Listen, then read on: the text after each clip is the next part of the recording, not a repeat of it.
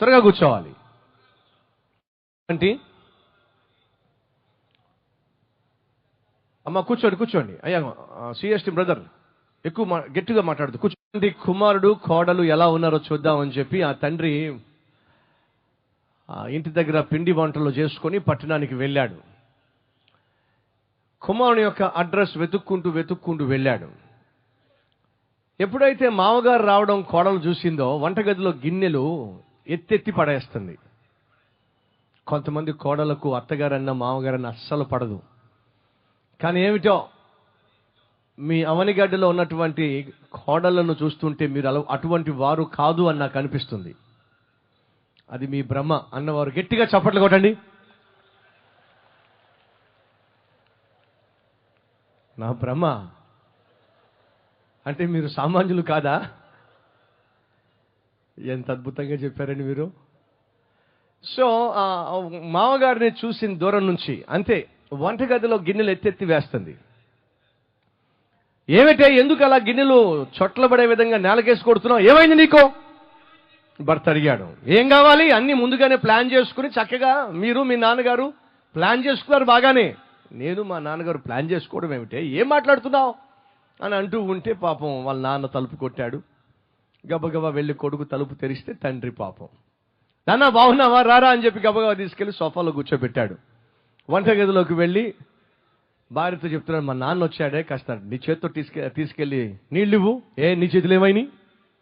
నువ్వు వెళ్ళి వచ్చుక మీ నాన్నకి. అది కాదే, ఇంట్లో ఉన్న కోడలువి కదా, నా భార్య కదా, నువ్వు తీసుకెళ్తే బాగుంటుంది, సంతోషిస్తాడు. అదే కోడళ్ళు పనులు చేస్తేనే మా మామలకి అత్తలకి సంతోషం, కొడుకులు మాత్రం ఏం చేయకూడదు. గొడవ పడడం మొదలుపెట్టింది. ఎందుకు వచ్చింది గొడవ అని చెప్పి గబగబా తనే తీసుకెళ్లి నీళ్ళు ఇచ్చాడు. పట్టుమని 3 రోజులు పాపం ఆ మామగారు ఇంట్లో లేరండి.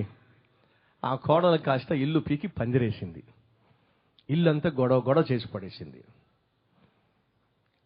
మామగారికి అర్థమైపోయింది, నా వల్ల పాపం వీళ్ళు కొట్టుకు చేస్తున్నారని చెప్పి. ఆ కొడుకు ఆ కోడలు కలిసి ఒకరోజు ఒక డిసిషన్ తీసుకున్నారు. ఏమనంటే భర్త అడిగాడు, ఏమే నన్ను కనీ పెంచి పెద్ద చేసిన మా నాన్న 25 సంవత్సరాలు పైగా నన్ను పెంచాడే, పెద్ద చేశాడే, జాబ్ చదివించాడే, ఉద్యోగం ఇప్పించాడే, ఆయన పడిన ప్రయాస ప్రతిఫలంగా ఈరోజు నేను ఉద్యోగం చేస్తూ ఉంటే నువ్వు తింటున్నావు కూర్చొని, అటువంటి తండ్రి ఇంటికి వస్తే చచ్చిపోతావు ఎందుకే నువ్వు? సరే నీతో నాకు ఎందుకు గొడవ? ఏదో ఒకటి నువ్వు ఆలోచన చెప్పి ఆయన ఇంట్లోంచి బయటికి పంపించే ప్రయత్నం చేయి అని చెప్పి ఒక చావు సలహా ఇమ్మని అడిగాడు. అప్పుడు భార్య అంటది, ఏమండి మీరు నన్ను కొట్టినట్టుగా కొట్టండి, కానీ కొట్టకండి. నేనేమో ఏడ్చినట్టుగా ఏడుస్తా, కానీ నేను ఏడవను. ఇది ఎలా ఉందంటారు అని అన్నది. భలే ఉంది నీ ఆలోచన అని చెప్పి ఆ తండ్రి లోపల హాల్లో కూర్చున్నప్పుడు భర్త వెళ్ళి భార్యను వంటగదిలో కొట్టినట్టుగా కొడతాడు. ఆ భార్య ఏమో ఏడ్చినట్టుగా ఏడుస్తుంది. ఇల్లంతా గందరగోళం. తండ్రికి అర్థమైపోయింది, నా వల్లే కదా వీళ్ళు కొట్టుకు చేస్తున్నారని చెప్పి, ఒరే ఒరే ఒరే ఒరే మీరు కొట్టు చావు మాకంటారా, నేను నా దారి చూసుకుంటాలే, ఏదో మీరు సుఖంగా సంతోషంగా ఉంటే చూడాలని ఆశతో వచ్చా కానీ నేను వచ్చానని చెప్పి ఈ విధంగా మీరు కొట్టుకోవడం బాలేదురా అని చెప్పి పాపం ఆ తండ్రి మూటముళ్ళు సర్దుకొని వెళ్ళొస్తారని చెప్పి వెళ్ళిపోయాడు. వెళ్ళిపోయిన తర్వాత ఆ భర్త వచ్చి అంటాడు భార్యతో, ఏమే ఎంత చక్కగా నువ్వు ఏడ్చినట్టుగా ఏడ్చావే అని అంటే, భార్య అంటది, మీరు మాత్రం ఏం తక్కువ అండి, మీరు ఎంత అద్భుతంగా కొట్టినట్టుగా కొట్టారు నన్ను అని చెప్పి పాపం ఆయన ఈ భార్య తెగ సంబరపడిపోతున్నారు. ఈ లోపల ఎవరో వచ్చి తలుపు కొట్టారు. తలుపు కొడితే ఎవరు వచ్చారు? పేపరోడు వచ్చాడు, పాలోడు వచ్చాడు, అందరూ వచ్చేసారు, ఇవ్వాల్సిన ఇచ్చేసారు. ఇంక మళ్ళీ ఎవరు వచ్చారని చెప్పి గబగబా వెళ్ళి తలుపు తెరిచాడు. తల మీద మూట పెట్టుకుని నాన్న మళ్ళీ ప్రత్యక్షమయ్యాడు. ఏ నాన్న వెళ్ళలేదా అని అడిగాడు. ఒరేయ్ నీ పెళ్ళాన్ని నువ్వు కొట్టినట్టుగా కొట్టావు కానీ కొట్టలేదురా, నీ పెళ్ళమేమో ఏడ్చినట్టుగా ఏడ్చింది, ఏడవలేదురా, నేను వెళ్ళినట్టుగా వెళ్ళాను కానీ వెళ్ళలేదురా పనికి మాలినోడా. కని పెంచి పెద్ద చేస్తే కనీసం 10 రోజులు తండ్రిని ఇంట్లో పెట్టుకోలేకపోతే నువ్వెందుకురా నాకు? ఈరోజు మీకు ఒక చక్కని సలహా, నేనేమో చెప్పినట్టుగా చెప్తా, మీరేమో విన్నట్టుగా వినాలి. అలాగే అన్నవారు గట్టిగా చప్పట్లు కొట్టండి. కొట్టేవాళ్ళు కొడతానే ఉన్నారు ఇంకా. అంటే మీరు విన్నట్టుగా వింటారా? మీరు విన్నట్టుగా వినడానికైనా లారీలు వేసుకొని, డీసీఎం వ్యాన్లు వేసుకొని, ట్రాక్టర్లు వేసుకొని ఇంతమంది ఆటోల్లో వచ్చింది లేదు బ్రదర్. మీరు వాక్యాన్ని ఉన్నది ఉన్నట్టుగా చెప్తారని చెప్పి మాకు తెలుసు. కల్వరి స్వరాన్ని మేము చూస్తున్నప్పుడు ఉన్నది ఉన్నట్టుగా వాక్యము ప్రకటించబడ్డం మేము చూస్తున్నాం. కల్వరి మహోత్సవాలు ఎక్కడ ఏర్పాటు చేసినా అక్కడ మీరు ఉన్నది ఉన్నట్టుగా ప్రభు యొక్క శక్తితో, పరిశుద్ధాత్మ యొక్క శక్తితో వాక్యాన్ని ప్రకటిస్తారని మాకు తెలుసు. కాబట్టి ఉన్నది ఉన్నట్టుగా మీరు వాక్యాన్ని బోధించండి, మేము ఖచ్చితంగా వింటాము, మా జీవితాలు దిద్దుకుంటాము అన్నవారు గట్టిగా చప్పట్లు కొట్టండి. రైట్. నేను వాక్యాన్ని ముగించేంత వరకు ఏ ఒక్కరూ లేవడానికి వీలు లేదు. నిన్నటి దినాన 46వ కీర్తన 5వ వచనాన్ని నేను మీతో పంచుకున్నా. 46వ కీర్తన 5వ వచనము, దేవుడు ఆ పట్టణములో ఉన్నాడు, దానికి చలనము లేదు, అరుణోదయమున దేవుడు దానికి సహాయము చేయుచున్నాడు. ఈ ఒక్క వచనంలో నుంచి విలువైన సత్యాలు నిన్నటి రాత్రి మనం నేర్చుకున్నాం. దేవుడు ఆ పట్టణములో ఉన్నాడు, అది కదల్చబడదు. అరుణోదయమున దేవుడు దానికి సహాయము చేయుచున్నాడు. దేవుడు ఒకవేళ నాలో ఉన్నట్లయితే, పట్టణములో అనే మాటకు బదులుగా నాలో అని అక్కడ మీరు పెట్టండి అని చెప్పా. ఇప్పుడు చదివితే దేవుడు నాలో ఉన్నాడు, నేను కదల్చబడను, అరుణోదయమున దేవుడు నాకు సహాయము చేయుచున్నాడు. అది దాని అర్థం. ఒకవేళ దేవుడు నీలో ఉన్నట్లయితే నువ్వు స్థిరమైన జీవితాన్ని జీవిస్తావు. మాటల్లో స్థిరత్వము, చేతల్లో స్థిరత్వము, ఆత్మీయతలో స్థిరత్వము, ప్రవర్తనలో స్థిరత్వము, ప్రార్థనలో స్థిరత్వము, మందిరానికి క్రమంగా వెళ్ళే విషయంలో స్థిరత్వము, దేవుని మందిరానికి వెళ్ళి దశమ భాగాన్ని ఇచ్చే విషయంలో స్థిరత్వము. దయచేసి గమనించండి, దశమ భాగానికి వ్యతిరేకంగా కొంతమంది మాట్లాడడం జరుగుతూ ఉంది. దశమ భాగము మనం ఇవ్వనవసరం లేదు, ఒకవేళ ఇస్తే ఎవరికి ఇవ్వాలి? దయచేసి వినండి. దశమ భాగం అనేది ధర్మశాస్త్రానికి సంబంధించింది గనుక, మనము ధర్మశాస్త్రం కిందకు రాము గనుక, ధర్మశాస్త్రం మనకు వర్తించదు గనుక, అది యూదులకు సంబంధించింది గనుక, కృపాకాలంలో ఉన్నవాళ్ళు దశమ భాగాన్ని ఇవ్వనవసరం లేదని చెప్పి తప్పుడు బోధలు చేసేవాళ్ళు బయలుదేరారు. రెండోదిగా, దశమ భాగాన్ని మన ఇష్టం వచ్చిన చోటకి మనం ఇచ్చుకోవచ్చు, మనం ఇష్టం వచ్చినట్టు సేవకునికి మనం పంపించుకోవచ్చు అని చెప్పేవాళ్ళు కూడా తయారయ్యారు. నెంబర్ 1, దశమ భాగము అనేది ధర్మశాస్త్రం వల్ల వచ్చినది కానే కాదు, అది అజ్ఞానులు చెప్పే మాట. అబ్రహాము కాలములోనే అబ్రహామే మెల్కీసెదెకు అనేటటువంటి యాజకునికి దశమ భాగాన్ని ఇచ్చాడు. యాకోబు దేవునికి వాగ్దానం చేశాడు, నువ్వు నన్ను దీవించి నన్ను నాకు తోడుగా ఉన్నట్లయితే నేను సంపాదించేవన్నిట్లో కూడా 10వ వంతు నీకు ఇస్తాను ప్రభువా అని చెప్పి యాకోబు సెలవిచ్చాడు. దశమ భాగము ఇవ్వడము అనేది ధర్మశాస్త్రము పుట్టక మునిపే అది ఆత్మీయుల జీవితంలో దేవుడు అన్వయించినటువంటి ఒక చక్కని ఆత్మీయ అభివృద్ధి మార్గము. ధర్మశాస్త్రానికి ముందుగా ఉంది, ధర్మశాస్త్రము తర్వాత ఉంది. అది దేవుడు ఏర్పాటు చేసిన దశమ భాగము. అది ఎవరికి ఇవ్వాలి? స్థానికంగా ఉన్న మీ సంఘానికే ఇవ్వాలి. ముక్కలు చెక్కలు చేసి అక్కడికి ఒక 20%, ఇక్కడికి ఒక 20%, ఇక్కడికి ఒక పావంతు, ఆయనకు ఒక పావంతు కుదరదు. మీ దశమ భాగాన్ని మీ సంఘానికే, ఏ సంఘానికి నువ్వు క్రమంగా వెళ్తున్నావో ఆ సంఘానికే, ఆ సంఘములోనే నీ దశమ భాగాన్ని ఇవ్వాలి. అది మంచి పద్ధతి. ఏ హోటల్లో భోంచేస్తే ఆ హోటల్లోనే మనం బిల్లు కట్టాలి కానీ ఈ హోటల్లో భోంచేసి పక్కోడి బిల్లు కడతాం ఏమిటండి? అలా చేయడం మంచి పద్ధతి కానే కాదు. సో ఏది చేసినా మన జీవితంలో స్థిరత్వము ఉండాలి. దేవుడు నాలో ఉన్నట్లయితే మనము స్థిరముగా ఉంటాం. అలా మనం స్థిరముగా ఉన్నప్పుడు అరుణోదయమున యెహోవా మనకు సహాయము చేస్తాడు. అరుణోదయమున యెహోవా మనకు సహాయము చేయాలంటే, అరుణోదయమున యెహోవా మనల్ని కనికరించాలి అంటే ఖచ్చితంగా ఉదయమే మనం లేవాలి. 5 గంటలకే లేచి మనం ప్రభు సన్నిధిలో మొట్టమొదటిగా దేవునితో మాట్లాడాలి. దేవుని వాక్యాన్నే మనం వినాలి. నోరు తెరిస్తే నువ్వు మొదటిగా మాట్లాడవలసింది దేవునితోనే.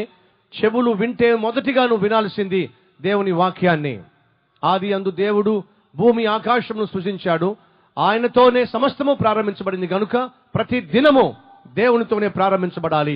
ప్రతి దినము దేవునితోనే ముగించబడాలి. ఈరోజు ఈ మాటలు వింటున్న సహోదరుడా, సహోదరి, ఉదయమే లేచి టీవీ ఆన్ చేసి పిచ్చి పిచ్చి పాటలు చూడమాకు.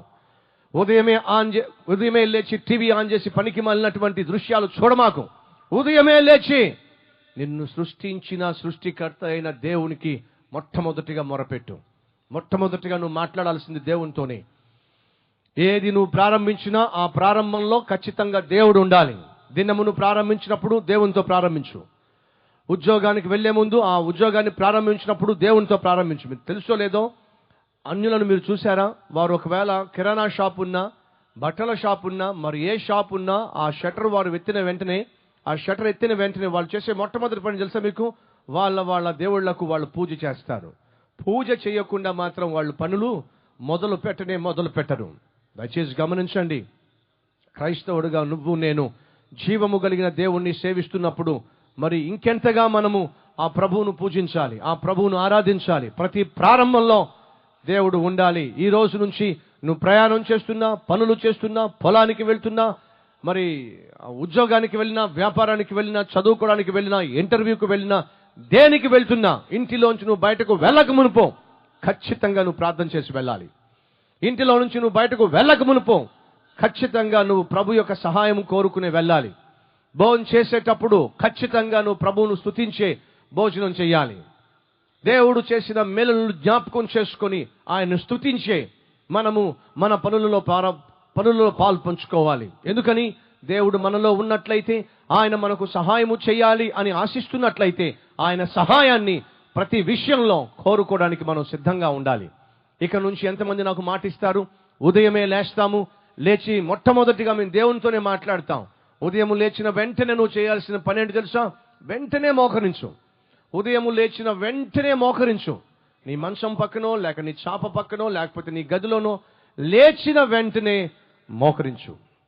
మొట్టమొదటిగా నువ్వు దేవుడితో మాట్లాడు. ఎవరితోనూ మాట్లాడద్దు.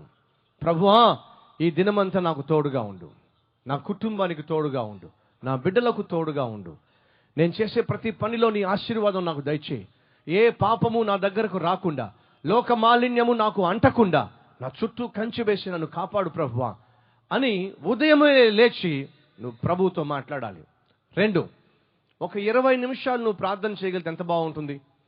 ఒక 20 నిమిషాలు ప్రభువుతో నువ్వు మాట్లాడగలిగితే ఎంత బాగుంటుంది?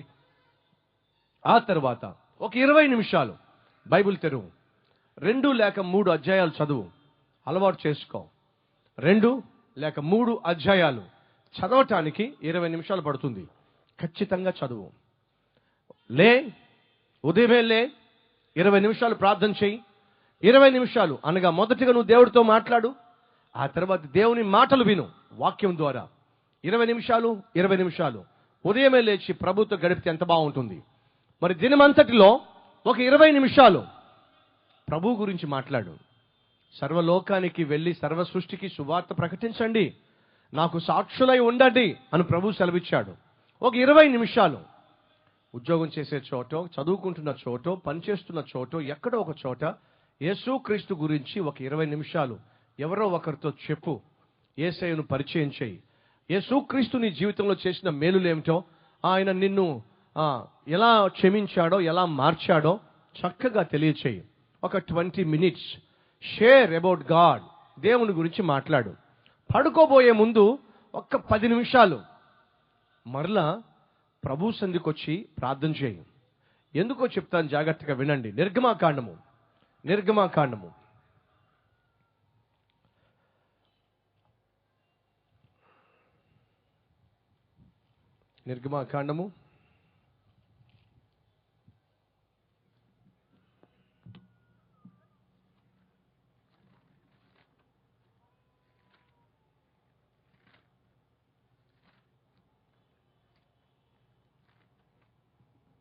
22వ అధ్యాయము.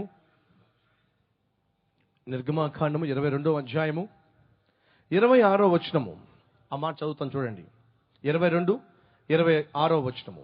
నీవు ఎప్పుడైనాను నీ పొరుగు వాని వస్త్రమును కొదువుగా తీసుకుని ఎడల సూర్యుడు అస్తమించు వేళకు అది వానికి మరలా అప్పగించుము. నువ్వు ఎవరి దగ్గరైనా ఒక వస్త్రాన్ని కొదువుగా తీసుకుంటే బదులుగా ఒక వస్త్రాన్ని తీసుకుంటే సూర్యుడు అస్తమించు వేళకు తిరిగి చేసేయాలి. ఎవరి చీరైనా ఎవరి వస్త్రమైనా మీరు కొదువుగా తీసుకుంటే పాడు చేసి ఇస్తారా? ఎవరి వెహికల్ అయినా ఎవరి బైక్ అయినా ఎవరి కారు అయినా మీరు ఒకవేళ బదులుగా తీసుకుంటే మురికి చేసిస్తారా? చక్కగా నీట్గా కడిగిస్తారా? చెప్పండి. ఒకవేళ బైక్ మీరు కొదువుగా తీసుకుంటే, ఒకవేళ ఎవరిదైనా కారు మీరు కొదువుగా తీసుకుంటే మీరు చక్కగా నీట్గా శుభ్రం చేసిస్తారా? మురికితో చేసిస్తారా? చక్కగా క్లీన్ చేసిస్తాం కదా. జాగ్రత్తగా వినండి. దేవుడు చక్కగా బైబిల్లో రాయించాడు. ఏమనంటే, ఎవరి దగ్గర అయినా మీరు వస్త్రమును కొదువుగా తీసుకుంటే సాయంత్రం అయ్యేసరికి ఆ వస్త్రాన్ని తిరిగి ఇచ్చేసేయండి. నీకు నాకు మనందరికీ దేవుడు రక్షణ వస్త్రాన్ని ప్రభు అనుగ్రహించాడు. మనందరికీ పరిశుద్ధమైనటువంటి వస్త్రాన్ని దేవుడు మనకిచ్చాడు. గొర్రె పిల్ల అయినటువంటి యేసుక్రీస్తు రక్తములో మన వస్త్రమును కడిగి తెలుపు చేసి తెల్లగా చేసి దాన్ని మనకు దేవుడిచ్చాడు. రక్షణ కలిగిన వాళ్ళు ఎంతమందో చేయి చూపిస్తారా? నా పాపములు క్షమించబడినాయి, నేను రక్షించబడ్డాను, ప్రభు నన్ను మార్చాడు అన్నవారు చేయి చూపిస్తారా? నేను రక్షించబడ్డాను అన్నవాళ్ళు. రైట్. రక్షించబడ్డానన్న సహోదరి సహోదరుడా, నీకు దేవుడు రక్షణ వస్త్రాన్ని ఉచితంగా ఇచ్చాడు. మనము మన సొత్తు కాదు, మనము కొనబడిన వాళ్ళము. మన కొరకు దేవుడు వెల చెల్లించాడు. కొదువుగా మనకు రక్షణ వస్త్రాన్ని ఇచ్చాడు. రక్షణ వస్త్రాన్ని కొదువుగా దేవుడు మనకిచ్చినప్పుడు సాయంత్రం అయ్యేసరికి మనం తిరిగి దేవునికి ఇవ్వాలా వద్దా? సాయంత్రం అయ్యేసరికి దేవుని దగ్గరకు వెళ్ళి, ప్రభువా, నాకు నీవు అనుగ్రహించిన రక్షణ వస్త్రాన్ని బహు జాగ్రత్తగా కాపాడుకున్నా, నీవు నాకు ఇచ్చిన ఈ రక్షణను బహు జాగ్రత్తగా పరిశుద్ధంగా కాపాడుకున్నా అని దేవుని దగ్గరకు వెళ్ళి మనం లెక్క అప్పగించాలా వద్దా? ప్రతి సాయంత్రము పడుకోబోయే ముందు ప్రతి ఒక్కరూ లెక్క అప్పగించాల్సిందే.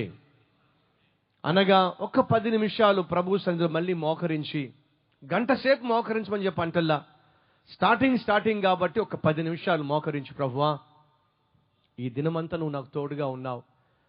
ఉద్యోగంలో చాలా కష్టాలు, చాలా శోధనలు వచ్చినా, పొలంలో కొంచెం ఇబ్బంది వచ్చినా, బంధువుల మధ్య కొంచెం మాట వచ్చినా, నీవు నాకు తోడుగా ఉండి నన్ను కనికరించావు, నాకు ఆశీర్వాదాన్ని ఇచ్చావు, నీకు వందనాలు ప్రభువా అని చెప్తూనే, తెలుసో తెలియక ఏదైనా పాపము కానీ పొరపాటుగా నువ్వు చేసినట్లయితే ఆ రోజు సాయంత్రం కల్లా, ప్రభువా నన్ను క్షమించు, తొందరపడి ఒక మాట అనేశాను, నన్ను క్షమించు, చూడకూడని దృశ్యాన్ని నేను చూసేశాను, నన్ను క్షమించు, నాలో ఒక పనికిమాలిన కోరిక వచ్చి నన్ను తొందర చేసింది, నన్ను క్షమించు. ఏ పాపమైతే నువ్వు చేశావో, ఏ మరకైతే, ఏ డాగ్ అయితే నీ రక్షణ వస్త్రానికి అంటుకుందో దాన్ని సాయంత్రం అయ్యేసరికి కడుక్కోవాలి కదా. సాయంత్రం అయ్యేసరికి దేవుని సంధికి వచ్చి లెక్క అప్పగించాల్సిందే కదా. 10 నిమిషాలు ప్రభువుతో మరలా మాట్లాడండి. ఒక్క అధ్యాయాన్ని బైబుల్ చదవండి. ఒక అధ్యాయం చదవటానికి 10 నిమిషాలు పడుతుంది. 7 నిమిషాల నుంచి 10 నిమిషాలు పడుతుంది. చివరి గడియలో కూడా, అనగా పడుకోబోయే ముందు కూడా ఒక 10 నిమిషాలు ప్రభువుతో మాట్లాడుకొని, ఒక 10 నిమిషాలు ప్రభువును గూర్చిన బైబిల్లో చక్కని వాక్యాలు చదివి మనం ప్రభువుకు మన ఆత్మను అప్పగిస్తే, మరలా చెప్తున్నా, యేసుక్రీస్తు ఈ లోకంలో తుది శ్వాస విడిచే ముందు, తాను కన్ను మూసి విశ్రాంతిలోకి ప్రవేశించే ముందు, తండ్రి నా ఆత్మను నీ చేతికి అప్పగిస్తున్నాను అని చెప్పి తన ఆత్మను అప్పగించే విశ్రమించాడు. ప్రతి ఒక్కరూ పడుకోబోయే ముందు, ప్రభువా నా ఆత్మను నీ చేతికి అప్పగిస్తున్నాను ప్రభువా అని చెప్పి విశ్రమించటము ఆత్మీయ జీవితంలో ఎంతో మేలు. యేసు ఎప్పుడు వస్తాడో మనకు తెలియదు, ఏ రాత్రి వస్తాడో మనకు తెలియదు. ఆయన దొంగలా వస్తాడని బైబిల్ సెలవిస్తుంది కనుక మనం సిద్ధముగా ఉండవలసిన వారమై ఉన్నాం. అలా సిద్ధంగా ఉండవలసిన వారమై ఉన్నట్లయితే ప్రతి రాత్రి పడుకోబోయే ముందు మోకరించి మనల్ని మనం ప్రభువుకు అప్పగించుకొని, ఆ తరువాత మన ఆత్మను ఆయన సన్నిధిలో ఆయనకు అప్పగించి విశ్రమిస్తే, ఒకవేళ నువ్వు కన్ను మూసినా, ఒకవేళ మధ్య ఆకాశంలో ప్రభు ప్రత్యక్షమైనా, నువ్వు తిన్నగా పరలోకానికి వెళ్ళిపోతావు. నేను చెప్పింది మీ ఆత్మీయ జీవితానికి మేలు చేస్తుందా, కీడు చేస్తుందా? గట్టిగా చెప్పండి. మేలా, కీడా? ఇంకొంచెం గట్టిగా చెప్పండి. రైట్. మేలు చేస్తుంది అని మీరు నమ్మితే, ఏదైతే మేలు చేస్తుందో దాన్ని మనం క్రియల్లో పెడితే మంచిదే కదా. వినడం వల్ల మేలు కాదు, చేయడం వల్ల మేలు. కాబట్టి ఇక నుంచి ప్రతిరోజు ఉదయమున మేము లేచి మొదటిగా దేవుడితో మాట్లాడతాము, రెండోదిగా దేవుని వాక్యాన్ని చదువుతాము, పడుకోబోయే ముందు కూడా చివరిగా మేము దేవుడితో మాట్లాడతాము, దేవుని వాక్యాన్ని చదువుతాము అన్నవారు చేయి చూపించండి. ఇక నుంచి దీన్ని మేము క్రియల్లో పెడతాం అన్నవారు చేయి చూపించండి. చేయి చూపించండి. నిజమేనా? నిజంగానే దీన్ని క్రియల్లో పెడతారా? మీరు పెట్టి చూడండి. నేను చెప్పిన దాన్ని మీరు పాటించి చూడండి. దేవుడు మీ జీవితాల్లో ఎంత ప్రభావాన్ని కనపరుస్తాడో, ఎన్ని అద్భుతాలు చేస్తాడో. మొదటిగా, దేవుడు నాలో ఉన్నాడు, నేను కదల్చబడను. అరుణోదయమున యెహోవా నాకు మేలు చేస్తాడు, సహాయము చేస్తాడు. ఎలా? ఎవరికి సహాయం చేస్తాడు? ఎవరైతే ఉదయమే లేచి ఆయన కలుసుకుంటారో, ఆయనతో మాట్లాడతారో, ఆయన సన్నిధిని అనుభవిస్తారో వారితో దేవుడు మాట్లాడతాడు. మొదటిగా, దేవుడు నాలో ఉన్నాడు. రెండవదిగా, దేవుడు మరొక చోట ఉన్నాడు. చూద్దాం రండి. యోహాను సువార్త 2వ అధ్యాయము. యోహాను సువార్త 2వ అధ్యాయము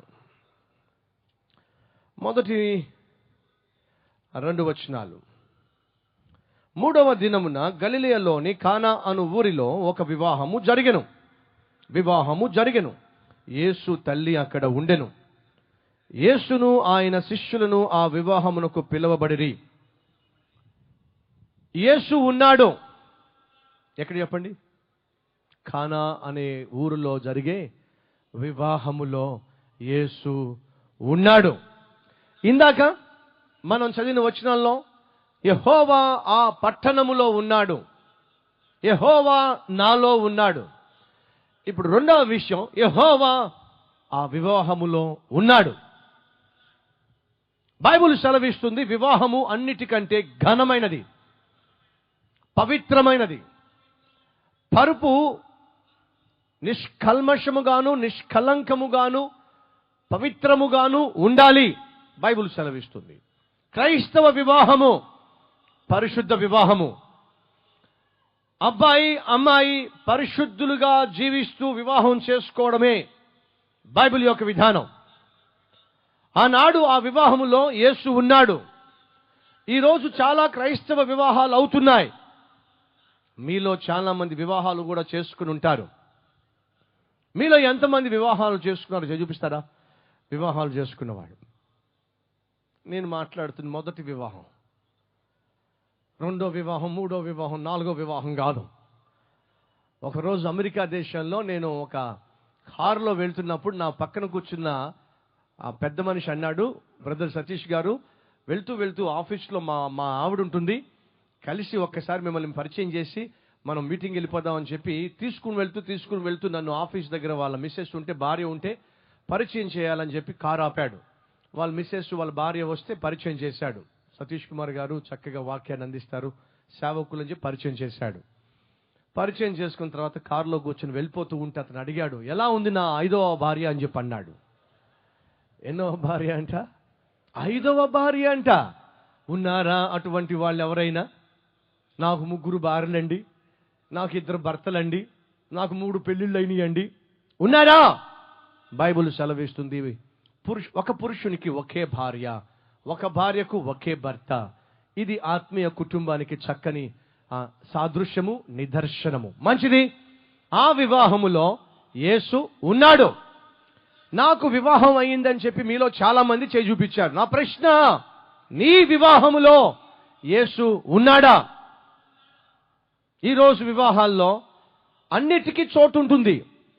క్యాస్ట్కి చోటు ఉంటుంది. మా కులం అయితేనే చేసుకుంటామండి, వేరే కులం అయితే చేసుకోమండి.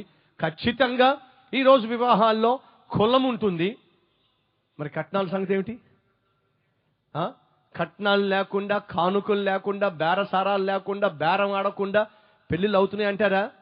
నా దగ్గర ఒక కుర్రవాడు ఉండేవాడు. వాడు వచ్చి, అన్న నాకు పెళ్లి కాబోతుందన్నా అని చెప్పి అన్నాడు. వాడిని అడిగా, ఒరే నువ్వు కట్నాలు ఏమైనా తీసుకుంటున్నావా, పిచ్చి వేషాలు ఏమైనా వేస్తున్నావా, కట్నాలు గిట్నాలు అని చెప్పి అంటున్నావా అని అంటే, వాడు చెప్పిందంటే తెలుసా, అన్నా మీ దగ్గర చాలా కాలంగా ఉన్నాను కాబట్టి కట్నాల గురించి నేను ఎలా మాట్లాడతాను అనుకున్నారన్న మీరు? నేను అసలు కట్నాల జోలికి వెళ్ళను, కట్నం గురించి మాట్లాడను, అవన్నీ మా నాన్న చూసుకుంటాడు. వాడిని ఏమనాలి చెప్పండి? కట్నాల సంగతి, కానుకల సంగతి, బేరాల సంగతి బాబు మాట్లాడతాడంట. ఈ బాబు మాత్రం పెళ్లి చేసుకుంటాడంట. ఎస్, ఈరోజు క్రైస్తవ వివాహంలో కట్నాల గురించి నా ప్రస్తావన ఉంది, కట్నాల గురించి బేరసారాలు ఉన్నాయి. అంతేకాదు, ఒకరోజు ఒక సహోదరుడు వచ్చి, అన్న నా పెళ్లి ఫిక్స్ అయిందన్నా, మందిరంలోనే నా పెళ్ళి అన్నా అని చెప్పి నాకు కార్డు ఇచ్చాడు. కార్డు చూసా, బుధవారమో గురువారమో అని ఉంది. ముహూర్తము 10:32 అని ఉంది. అడిగా, ఏమిట్రా బాబు ఇది ముహూర్తము 10:32? అవన్నీ నాకు సంబంధించినవి కాదన్నా, అవన్నీ పెద్దోళ్ళు చూసుకుంటారన్నా. చూశారా, ఆఖరికి క్రైస్తవ వివాహంలో ముహూర్తాలు కూడా చూస్తున్నారు మూర్ఖులు. ఉన్నారా ఈరోజు మన మధ్య అటువంటి వాళ్ళు? కట్నాలు, కానుకలు, కులాలు, ముహూర్తాలు ఇవన్నీ చూసుకొని పెళ్లిళ్ళు చేసే వారి వివాహంలో నేను ప్రకటించే దేవుడు మాత్రము ఉండడు. అది పరిశుద్ధ వివాహము కాదు, అది దేవుడు ఉండే వివాహము కాదు. బైబిల్ సెలవిస్తుంది, వివాహము అన్నిటికంటే ఘనమైనది. ఆ ఘనమైన వివాహములో దేవుడు ఉండాలంటే దేవుని చిత్తము ఉండాలి. రక్షించబడిన వ్యక్తి రక్షించబడిన అబ్బాయిని పెళ్లి చేసుకోవాలి. విశ్వాసినే పెళ్లి చేసుకోవాలి. ఆత్మీయుడు ఆత్మీయురాలని పెళ్లి చేసుకోవాలి. అంతేగాని సహోదరులు, మా కులంలో విశ్వాసులు లేరు కాబట్టి ఇంకా తప్పని పరిస్థితిలో మా ఇంట్లో మేము ఇంకా అమ్మాయికి ఆ అబ్బాయినిచ్చి పెళ్లి చేసేసామండి. మరి ఇప్పుడు ఏమైంది? పెళ్లికి ముందు మందిరానికి పంపిస్తానన్నాడండి, బైబిల్ చదువుకుని నేనేం అన్నాడండి, కానీ ఇప్పుడు మాత్రం కాళ్ళు ఇరక్కొడతానంటున్నాడండి. బైబిల్ ముట్టుకుంటే తంతానంటున్నాడండి, మందిరానికి వెళ్తే ఇంట్లోంచి గెంటుతానంటున్నాడండి. చూశారా? కులము అని చెప్పి ఆత్మీయత కన్నా దేవుని చిత్తానికన్నా వివాహంలో పనికి మాలిన మనిషి ఏర్పరచుకున్నటువంటి కుల వ్యవస్థకు ఎక్కువ ప్రాధాన్యత ఇచ్చేటటువంటి ఆత్మీయ హీనులు ఈరోజు క్రైస్తవ సమాజంలో ఉన్నారు. అటువంటి ఆత్మీయ హీనుడిగాను ఉండమాకు, హీనురాలుగాను ఉండమాకు. నీ వివాహములో లేదా నీ బిడ్డల వివాహములో యేసు ఉండాలి అంటే ఆ వివాహము దేవుని చిత్తానుసారమై ఉండాలి. ఎంతో మంది అబ్బాయిలు అమ్మాయిలు వచ్చి వారుకున్న సమస్యలు చెప్పు ప్రార్థన చేయించుకుంటూ ఉంటారు. అన్నా మా గురించి ప్రార్థన చేయండి అన్నా. ఏంటి సంగతి? పెళ్ళయిందన్నా. పెళ్ళయిందా? సరే, ఎప్పుడయింది? ఫలానా రోజు అయిందన్నా. ఎక్కడయింది? మా గదిలో అయిందన్నా. మీ గదిలో అవడం ఏమిట్రా? రహస్య పెళ్ళన్నా. పెళ్ళి రహస్యంగా కావడం ఏమిట్రా? మా ఇంట్లో వాళ్ళు ఎవరు ఒప్పుకోలేదన్నా, కాబట్టి ఆ అమ్మాయి నేను ఇష్టపడ్డాం కనుక మా ఇంట్లో వాళ్ళు వాళ్ళ ఇంట్లో వాళ్ళు ఒప్పుకోలేదు కనుక గదిలోనే పెళ్లి చేసేసుకున్నామన్నా. గదిలో పెళ్లి చేసుకుంటావా? చెల్లెళ్ళు తమ్ముళ్ళు జాగ్రత్తగా వినండి. ఈ రోజుల్లో రహస్య పెళ్ళిళ్ళు అవుతున్నాయి. రహస్యంగానే పెళ్ళిళ్ళు చేసేసుకుంటున్నారు. అబ్బాయికి పెళ్ళైనట్టుగా అబ్బాయికి పెళ్ళైనట్టుగా తల్లికి తండ్రికి తెలియటంలా, కూతురుకు పెళ్ళైనట్టుగా పేరెంట్స్కి తెలియటంలా పెళ్ళిళ్ళు చేసేసుకుంటున్నారు. అవనిగడ్డలో వాక్యం వింటున్న సహోదరులు తమ్ముళ్ళు చెల్లెళ్ళు జాగ్రత్తగా వినండి. నీ వివాహము రహస్యముగా జరగడానికి వీలు లేదు. ఆ అబ్బాయిని ప్రేమించాను, ఆ అమ్మాయిని ప్రేమించాను, మా ఇంట్లో వాళ్ళు ఒప్పుకోలేదు కాబట్టి వాడితో పాటు నేను వెళ్ళిపోతాను, ఎక్కడికో వెళ్ళి రహస్యంగా పెళ్లి చేసుకుంటా. ఆ పెళ్ళే యేసుక్రీస్తు చేసే పెళ్లి కాదు. ఒక చెల్లి వచ్చి ఏడుస్తూ ఉంది. ఏంటమ్మా ఏడుస్తున్నావు? అన్నా, పండంటి కూతుర్ని దేవుడిచ్చాడన్నా. చాలా సంతోషం అమ్మా, సంతోషించాల్సిన దానికి బదులుగా ఎందుకు ఏడుస్తున్నావు? ఈ ఏడుపు కాకపోతే ఏంటన్నా? ఏమైంది? నా భర్త ఈరోజు అంటున్నాడు ఈ అమ్మాయి నాకు పుట్టలేదని చెప్పి అంటున్నాడు. ఎలా నిరూపించాలన్నా తనకే ఈ బిడ్డ పుట్టిందని చెప్పి ఆ నెపము పెట్టుకొని నా ముఖం చూడటం లేదు, ఇంటికి రావడం లేదు, గొడవ చేస్తున్నాడు, నీ ముఖం చూపించొద్దు పో అంటున్నాడు. నేను ఎవరు చెప్పుకోవాలన్నా? అప్పుడు చెప్పాను, అమ్మా నీకంటూ తల్లి తండ్రి ఉండే ఉంటారు కదా, ఒక్కసారి వాళ్ళతో మాట్లాడమ్మా.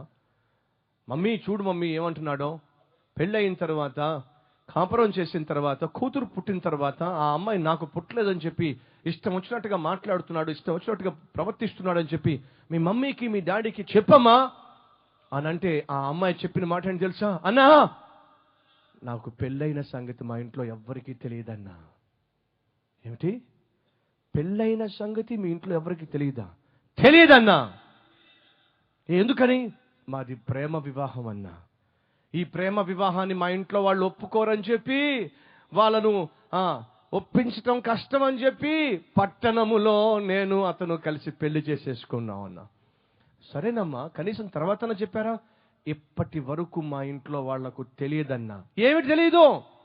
సహోదరులు వినండి, ఈ రోజు ప్రపంచం ఎలా తయారైందో, అబ్బాయిలు అమ్మాయిలు వివాహ విషయాల్లో ఎంతకు తెగిస్తున్నారో, ఎలా జీవిస్తున్నారో ఒక్కసారి ఆలోచించండి.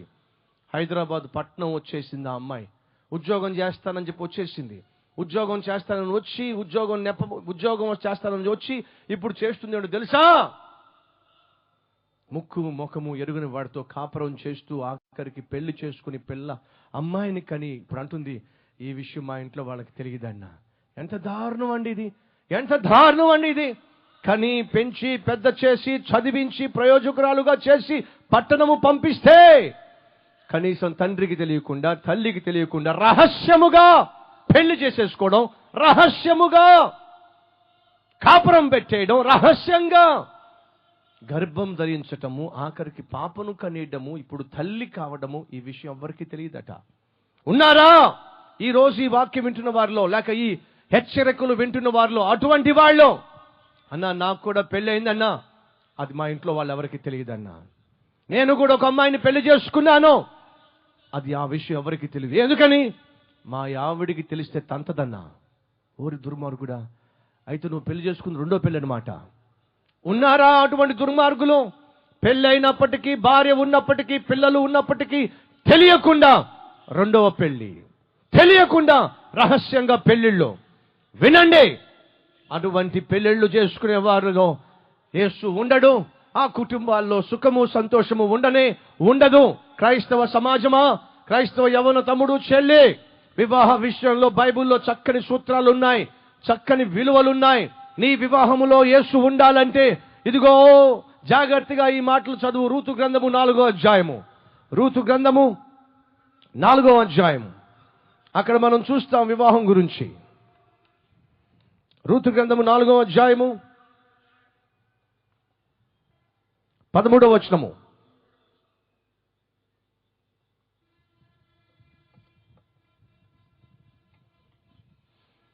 222వ పేజీ నంబర్. 4వ అధ్యాయం 13వ వచనము. కాబట్టి బోయజు రూతును పెండ్లి చేసుకొని, నెంబర్ 1, మొదటిగా పెండ్లి చేసుకున్నాడు. ఎలా పెళ్లి చేసుకున్నాడు? రహస్యంగానా? క్రైస్తవ తమ్ముళ్ళు చెల్లెళ్ళు ఎంతమంది ఇంకా పెళ్లిళ్ళు కాని వాళ్ళు, తమ్ముళ్ళు చెల్లెళ్ళు ఎంతమంది ఈ రోజు వాక్యం వింటున్నారో చూపించండి. పెళ్లిళ్ళు కానటువంటి తమ్ముళ్ళు చెల్లెళ్ళు చూపించండి. మీ జీవితంలో ఎప్పుడూ కూడా రహస్య పెళ్లి చేసుకోమాకండి. మీ తల్లికి మీ తండ్రికి తెలియకుండా ఎవరితోనో వెళ్ళి, లేక ఏదో అమ్మాయితో వెళ్ళి రహస్యంగా పెళ్లిళ్ళు చేసుకోమాకండి. ఆ పెళ్లిళ్ళు నిలబడవు. ఆ పెళ్లిళ్ళలో ఆశీర్వాదం ఉండదు. ఆ పెళ్లిళ్ళలో యేసు ఉండడు. మరి పెళ్లి ఎలా జరగాలి? అందరికీ తెలియాలి, అందరికీ చెప్పాలి, అందరి సమక్షంలో, అందరి యొక్క సంతోషం మధ్య, బంధుమిత్రాదుల యొక్క సమక్షములో చక్కగా వివాహం చేసుకోవాలి. క్రైస్తవ వివాహానికి చక్కని నమూనా బోయజు ఏర్పాటు చేస్తున్నాడు, బోయజు తెలియజేస్తున్నాడు. చూద్దాం రండి. మొదటిగా ఏమన్నాడు? 10వ వచనము, 4వ అధ్యాయము 10వ వచనము. మరియు చనిపోయిన వాని పేరట అతని స్వాస్థ్యమును స్థిరపరచునట్లును, చనిపోయిన వాని పేరు అతని సహోదరుల నుండి అతని స్థలము యొక్క ద్వారము నుండి కొట్టివేయబడక ఉండునట్లు నేను మహులోను భార్య అయిన రూతు అను మోయాబ్యురాలను సంపాదించుకొని పెండ్లి చేసుకొనుచున్నాను. దీనికి మీరు ఈ దినమున సాక్షులై ఉన్నారని పెద్దలతోనూ ప్రజలందరితోనూ చెప్పెను. క్రైస్తవ వివాహము రహస్య వివాహం కాదు. క్రైస్తవ వివాహము ఎవరికి తెలియకుండా జరిగేది కాదు. సంఘ పెద్దల మధ్య, ఆత్మీయుల మధ్య ఘనముగా జరగవలసింది, దేవునికి మహిమకరంగా జరగాల్సింది క్రైస్తవ వివాహము. బోయజ్ వివాహం అటువంటిది. ఆ తరువాత చూద్దాం రండి. 13వ వచనము ఏం జరిగింది? ఆ తరువాత కాబట్టి బోయజు రూతును పెండ్లి చేసుకున్నాడు.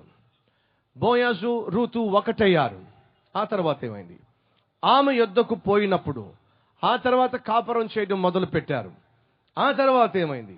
ఆమె గర్భవతి అగునట్లు దేవుడు అనుగ్రహించెను. 3 విషయాలు త్వరగా చెప్పేస్తా. నెంబర్ 1, ఇది ఆత్మీయమైన వివాహం, రహస్య వివాహం కాదు.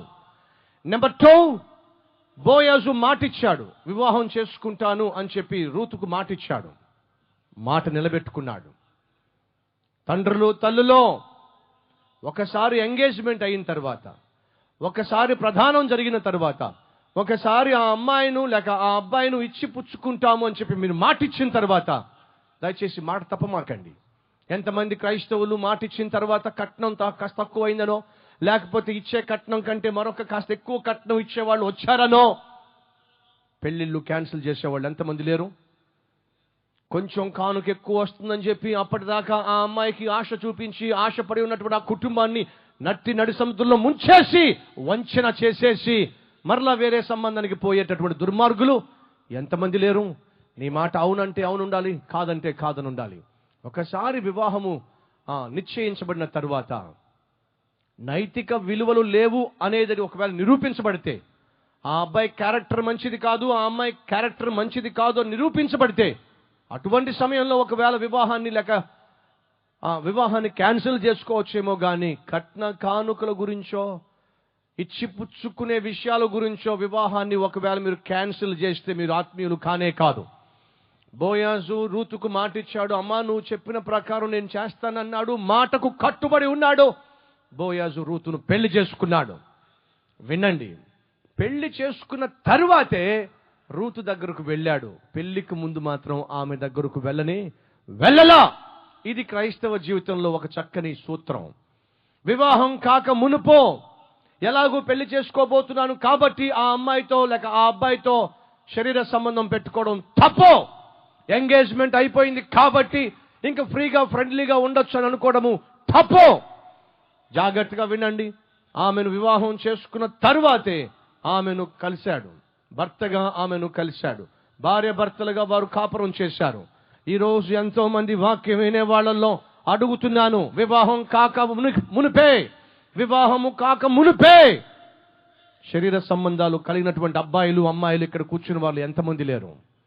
బోయాజు నీతిమంతుడు, బోయాజు యథార్థవంతుడు, బోయాజు భక్తిపరుడు కాబట్టి తన పరిశుద్ధమైన జీవితాన్ని కాపాడుకున్నాడు. ఎప్పటి వరకు? వివాహం అయ్యేంత వరకు. ఉన్నారా ఈరోజు వాక్యమైన అబ్బాయిల్లో, అమ్మాయిలలో, భర్తలలో, భార్యలలో తమ పరిశుద్ధతను కాపాడుకునేవాళ్ళు? బోయాజు పవిత్రంగా జీవించాడు. వివాహం అయిన తరువాతే ఆమె దగ్గరకు వెళ్ళాడు.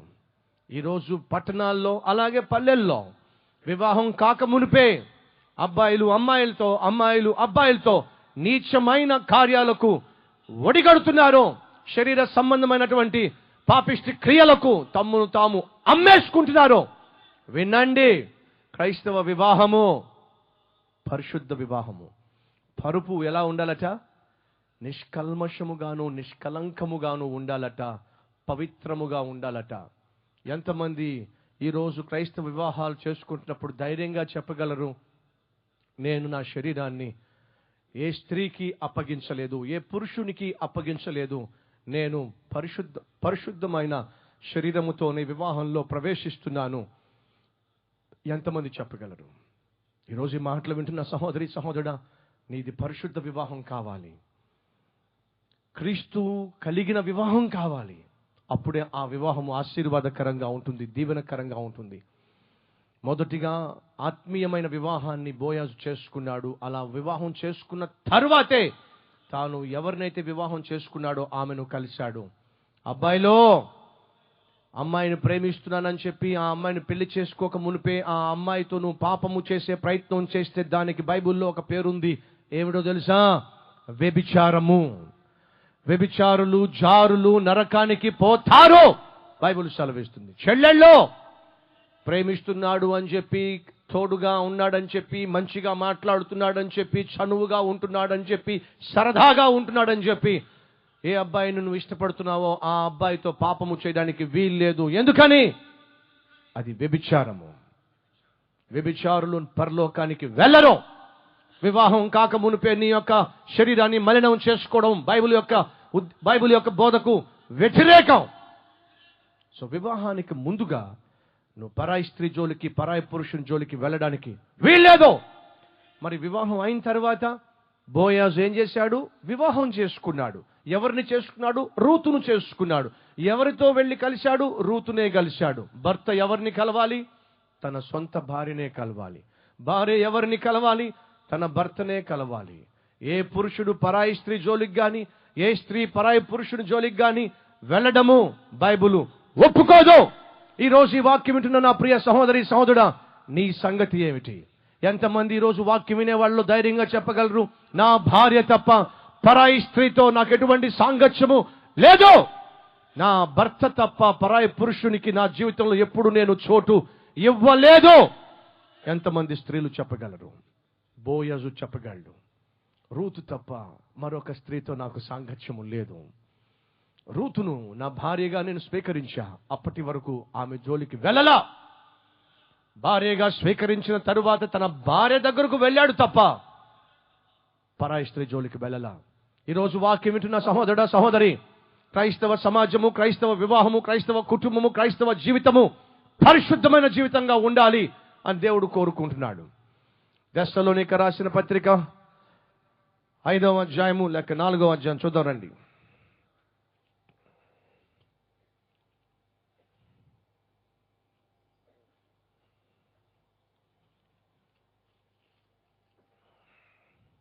నాలుగవ అధ్యాయము 3వ వచనము. దెస్సలోనిక రాసిన పత్రిక 4వ అధ్యాయం 3వ వచనము. మీరు పరిశుద్ధులగుటయే అనగా మీరు జారత్వమునకు దూరముగా ఉండుటయే దేవుని చిత్తము. ఏమిటి దేవుని చిత్తం? ఏమిటి దేవునికి ఇష్టం? జారత్వమునకు దూరముగా ఉండటం దేవుని చిత్తం. పరిశుద్ధముగా జీవించటము దేవుని చిత్తం. ఈ దేహము దేవుని ఆలయము గనుక ఈ ఆలయమైన దేహాన్ని వేశ్యకు అప్పగించకుండా జీవించటమే దేవుని చిత్తం. ప్రతి పురుషుడు, ప్రతి స్త్రీ తన దేహాన్ని దేవాలయముగా భావించాలి. ఇది దేవుని ఆలయము అని విశ్వసించి అలా జీవించాలి. నెంబర్ 3, వివాహం చేసుకున్నాడు. వివాహం చేసుకొని తాను ఎవరినైతే వివాహం చేసుకున్నాడో ఆమె దగ్గరికే వెళ్ళాడు. ఆ తర్వాత ఏం జరిగింది? యెహోవా ఆమెను దర్శించి గర్భఫలాన్ని ఇచ్చాడు. ఎప్పుడు గర్భఫలము? వివాహానికి ముందా, వివాహం తర్వాత? చెప్పాలి. వివాహానికి ముందు గర్భమా, లేకపోతే వివాహం అయిన తర్వాత గర్భమా? హైదరాబాద్ లాంటి పట్టణాల్లో, బెంగళూరు లాంటి పట్టణాల్లో, మరి ఇక్కడ వాతావరణం నాకు తెలియదు కానీ ఎంతమంది అమ్మాయిలు వివాహం కాక మునిపే ప్రసూతి హాస్పిటల్స్కి వెళ్తున్నారు. ఏం పని? ఒకరోజు నేను నా భార్య ఒక హాస్పిటల్కి వెళ్ళినప్పుడు తను బయటకు వచ్చిన తర్వాత చెప్తుంది ఏమనంటే, ఏమండి మీకు ఒక విషయం తెలుసా, మెటర్నిటీ వార్డులో, అంటే గర్భము ధరించినటువంటి స్త్రీలు ఉండే వార్డులో ఎంతోమంది కాలేజీ అమ్మాయిలు వచ్చి పడుకున్నారండి. కాలేజీ అమ్మాయిలకు గర్భము ధరించినటువంటి వార్డులో ఏం పని? పాపిష్టి పని చేసి గర్భము ధరించి గర్భము తీసివేసుకోవడానికి, బ్రతికున్న బిడ్డను చంపుకోవడానికి హాస్పిటల్స్కి వచ్చారు. ఏం పని? వివాహం కాక మునిపే పాపిష్టి పని, వివాహం కాక మునిపే గర్భము ధరించే పని. ఉన్నారా ఈరోజు వాక్యం వింటున్న వాళ్ళు అటువంటి నీచత్వానికి ఒడిగట్టిన వాళ్ళు? వివాహం తర్వాత గర్భం ధరించడం ధర్మం, వివాహం కాక మునుపు గర్భం ధరించడం పాపం. అట్టి పాపిష్టి స్థితికి ఏ చెల్లి రావడానికి వీల్లేదు, ఏ స్త్రీ రావడానికి వీల్లేదు. ఎందుకని? వివాహం కాక మునుపు గర్భం ధరించడం తప్పు. ధరించిన తరువాత ఉన్న పిండాన్ని, ఉన్న బిడ్డను అబార్షన్ ద్వారా చంపేయడం ఇంకా తప్పు. కాబట్టి ప్రభువు పేరట మనవి చేస్తున్నా, క్రైస్తవుడిగా, క్రైస్తవురాలిగా నీ జీవితంలో వివాహములో దేవుడు ఉండాలి అంటే నెంబర్ 1, నీ వివాహము రహస్యము కావడానికి వీల్లేదు. నెంబర్ 2, వివాహము కాక మునుపు నీ శరీరము పాపములకు అమ్ముడుపోవడానికి వీల్లేదు. నెంబర్ 3, వివాహము నిశ్చయమైనంత మాత్రాన ఎవరితో నీకు వివాహం నిశ్చయమైందో ఆ అబ్బాయితో, ఆ అమ్మాయితో వివాహం కాక మునిపే చనువుగా పాపము చేయడానికి వీల్లేదు. నెంబర్ 4, వివాహం అయిన తరువాతే నువ్వు నీ భార్యతో, నువ్వు నీ భర్తతో శరీర సంబంధమైన సాంగత్యము కొనసాగించవచ్చు గాని వివాహము తర్వాత గాని, వివాహానికి ముందు గాని పరాయి పురుషునితో గాని, పరాయి స్త్రీతో గాని నువ్వు శరీర సంబంధమైన సాంగత్యము కలిగి ఉన్నట్లయితే నువ్వు వ్యభిచారివి, దేవుని దృష్టిలో నీచమైన వ్యక్తివి. వివాహమైన తరువాతే గర్భం ధరించాలి కానీ, అది కూడా నీ భర్త ద్వారా ధరించాలి కానీ, వివాహం కాక మునిపే గర్భము ధరించటము అది వ్యభిచారము. ఇంత సూటిగా స్పష్టంగా బైబిల్లో ఈ విషయాలు రాయబడి ఉన్నాయి కదా. ఇప్పుడు అడుగుతున్నా, వాక్యం వింటున్న నా ప్రియ సహోదరుడా, సహోదరి, పరిశుద్ధమైన జీవితాన్ని జీవిస్తున్నావా? ఇప్పటికే అమ్ముడుపోయావా? పవిత్రమైన జీవితాన్ని జీవిస్తున్నావా? ఇప్పటికే దేవుని దృష్టిలో నీచమైనటువంటి వ్యక్తిగా మిగిలిపోయావా? పరిశుద్ధమైన వ్యక్తిగా నీ జీవితాన్ని, నీ శరీరాన్ని కాపాడుకుంటున్నావా? లేక నీ తల్లికి తెలియకుండా, నీ తండ్రికి తెలియకుండా, నీ ఇంటి వాళ్ళకి తెలియకుండా, నీ భార్యకు తెలియకుండా, నీ భర్తకు తెలియకుండా ఎప్పుడో నీ శరీరాన్ని ఎవరికో అప్పగించి తాకట్టు పెట్టి నీ జీవితంలో నీచమైన కార్యాలకు ఒడిగట్టావా?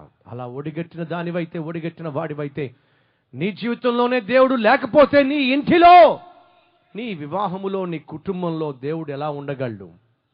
ఆ రోజట ఆ వివాహంలోనట యేసు ఉన్నాడు. ఆ పట్టణములో దేవుడు ఉన్నాడు. అది కదల్చబడదు. అరుణోదయమున ఆ పట్టణమునకు దేవుడే సహాయం చేస్తాడు. యెహోవా నాలో ఉన్నాడు కాబట్టి నేను కదల్చబడను. అరుణోదయమున యెహోవా నాకు సహాయము చేయును. మూడవదిగా, ప్రభువైన యేసుక్రీస్తు ఆ వివాహములో ఉన్నాడు. ఏ వివాహములో యేసు ఉంటాడో, ఏ వివాహము యేసు చిత్త ప్రకారం జరుగుతుందో, ఏ వివాహము దేవునికి సంతోషాన్ని ఇస్తుందో, ఏ కుటుంబము ఆ విధంగా యేసుకు సంతోషాన్నిచ్చి కుటుంబ వ్యవస్థను ఆరంభిస్తుందో, జాగ్రత్తగా వినండి. ఆ వివాహములో, ఆ కుటుంబంలో ఏదైనా సమస్య వస్తే ఆ సమస్య ప్రభువే తీర్చగలడు. ఈరోజు నీకు వివాహం అయిందా? ఈరోజు నీ కుటుంబము సాఫీగా సాగుతుందా? ఒకవేళ సాఫీగా సాగకుండా సమస్యల గుండా వెళ్తుందా? భర్త వల్ల, భార్య వల్ల, అత్త వల్ల, కోడల వల్ల, బంధువుల వల్ల, ఇంటి వారి వల్ల నీ జీవితంలో సమస్యలు వచ్చినాయా? వస్తున్నాయా? నీ కుటుంబంలో నెమ్మది లేదా? నీ కుటుంబంలో సమాధానం లేదా? నీ కుటుంబంలో సంతోషం లేదా? నీ కుటుంబంలో ఆర్థిక బలము లేదా? నీ కుటుంబంలో ఆరోగ్యము లేదా? అలా నీ కుటుంబంలో ఈరోజు సమస్యలతో నువ్వు నిండిపోయావా? అయితే నీ కుటుంబాన్ని ఎవరు ఉద్ధరించగలరు? ఎవరు నీకొచ్చిన సమస్యను తొలగించగలరు? వినండి, ఆనాడు యేసుక్రీస్తు వివాహంలో ఉన్నాడు. ఏ వివాహంలో యేసు ఉన్నాడో ఆ వివాహంలోనే సమస్య వచ్చింది. యేసు నీ వివాహంలో ఉన్నంత మాత్రాన సమస్యలు రాకపోవు. నీ కుటుంబంలో యేసు ఉన్నంత మాత్రాన నీ కుటుంబంలో కష్టాలు రాకుండా పోవు. బైబిల్ సెలవిస్తుంది, నీతిమంతునికి కలుగు ఆపదలు అనేకం.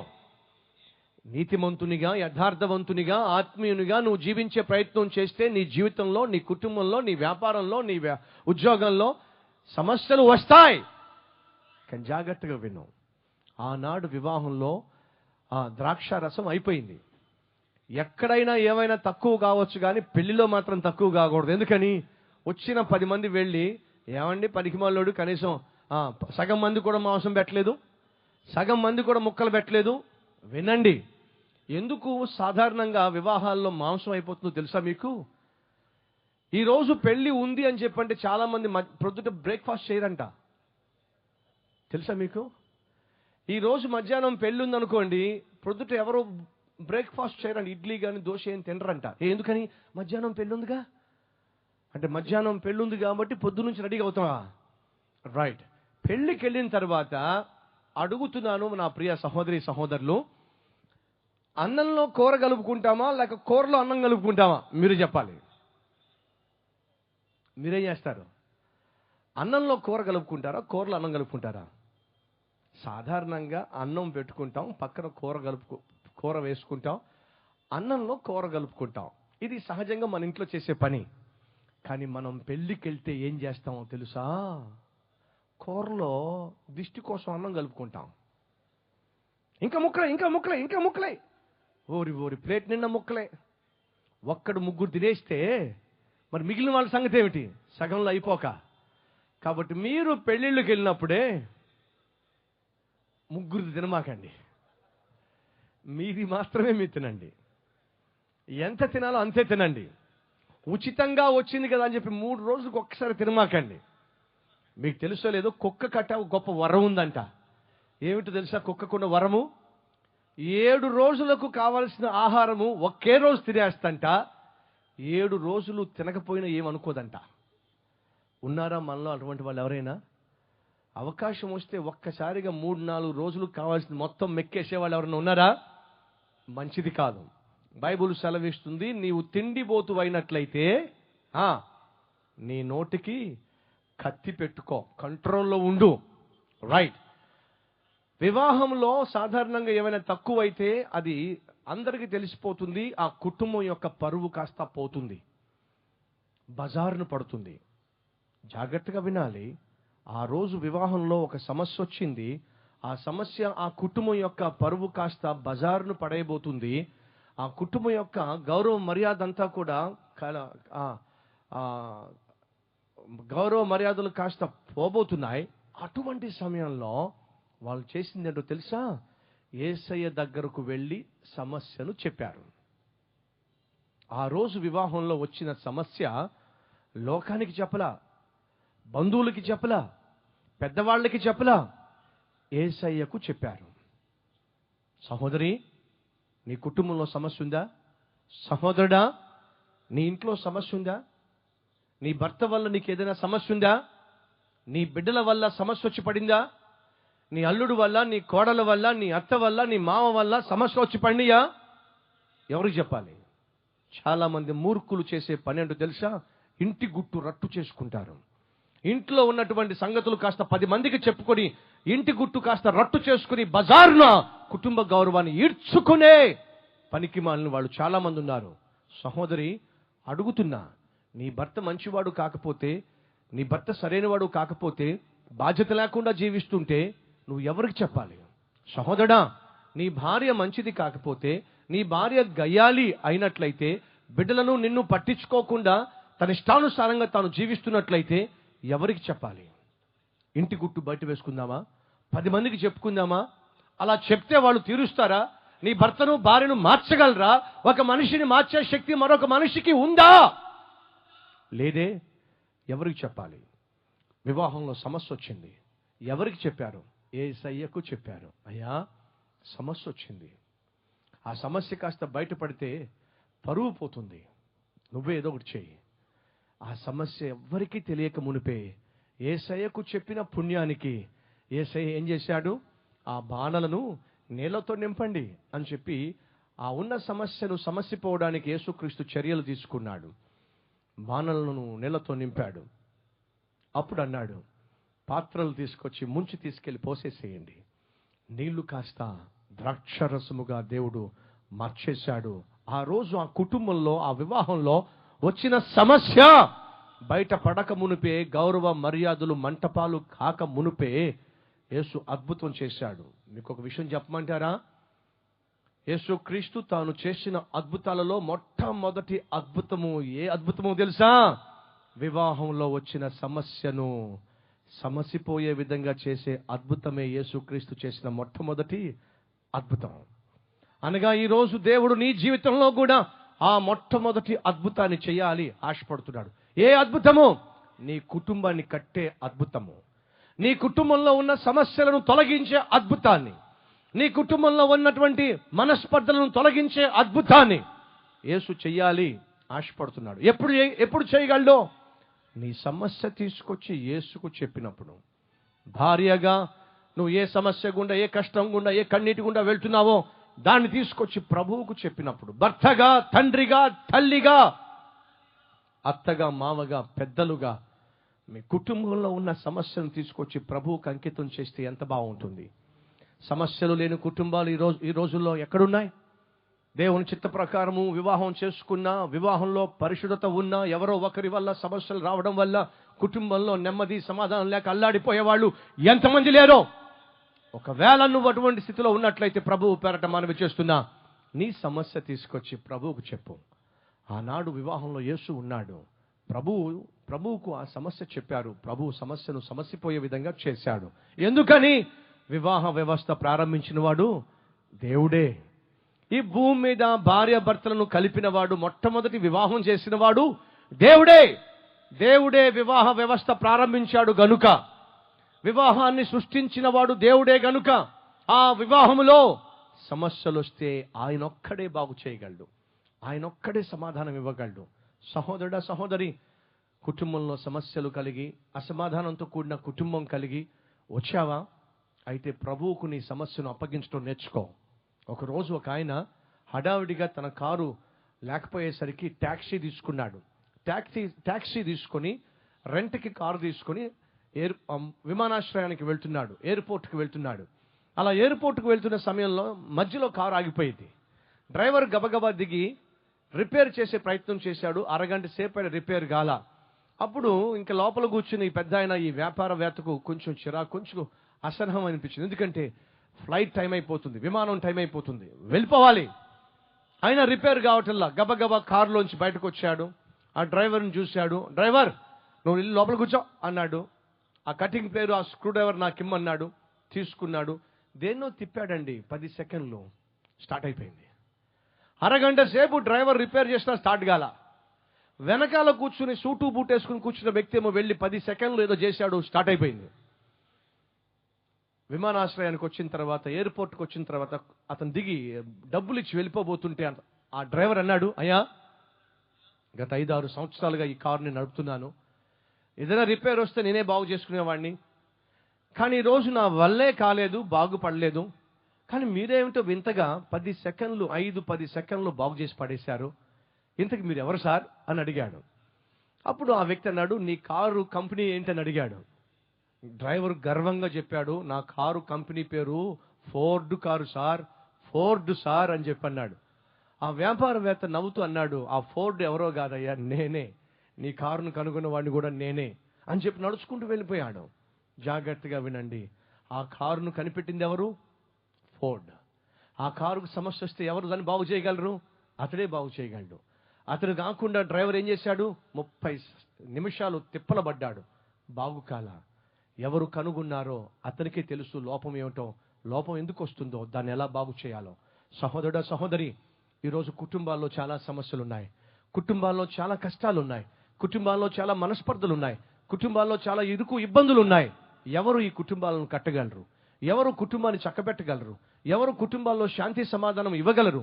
ఎవరు కుటుంబాల్లో వచ్చేటటువంటి కష్ట నష్టాలను సమసిపోయే విధంగా చేయగలరు? ఎవరైతే కుటుంబ వ్యవస్థను ప్రారంభించారో ఆయనే కదా కుటుంబంలో వచ్చే సమస్యను బాగు చేయగలిగింది. ఆయనే కదా నేను ప్రకటించే ప్రభు అయిన యేసుక్రీస్తు, ఆయనే కదా నీ కుటుంబంలో వచ్చిన సమస్యను బాగు చేయగలిగింది. అయితే నువ్వు ఎవరికి చెప్పాలి నీ సమస్య? ఆయనకే కదా. అడుగుతున్నా, నీ కుటుంబంలో వచ్చిన సమస్యను ప్రభువుకు చెప్పి ఎంతకాలమైంది?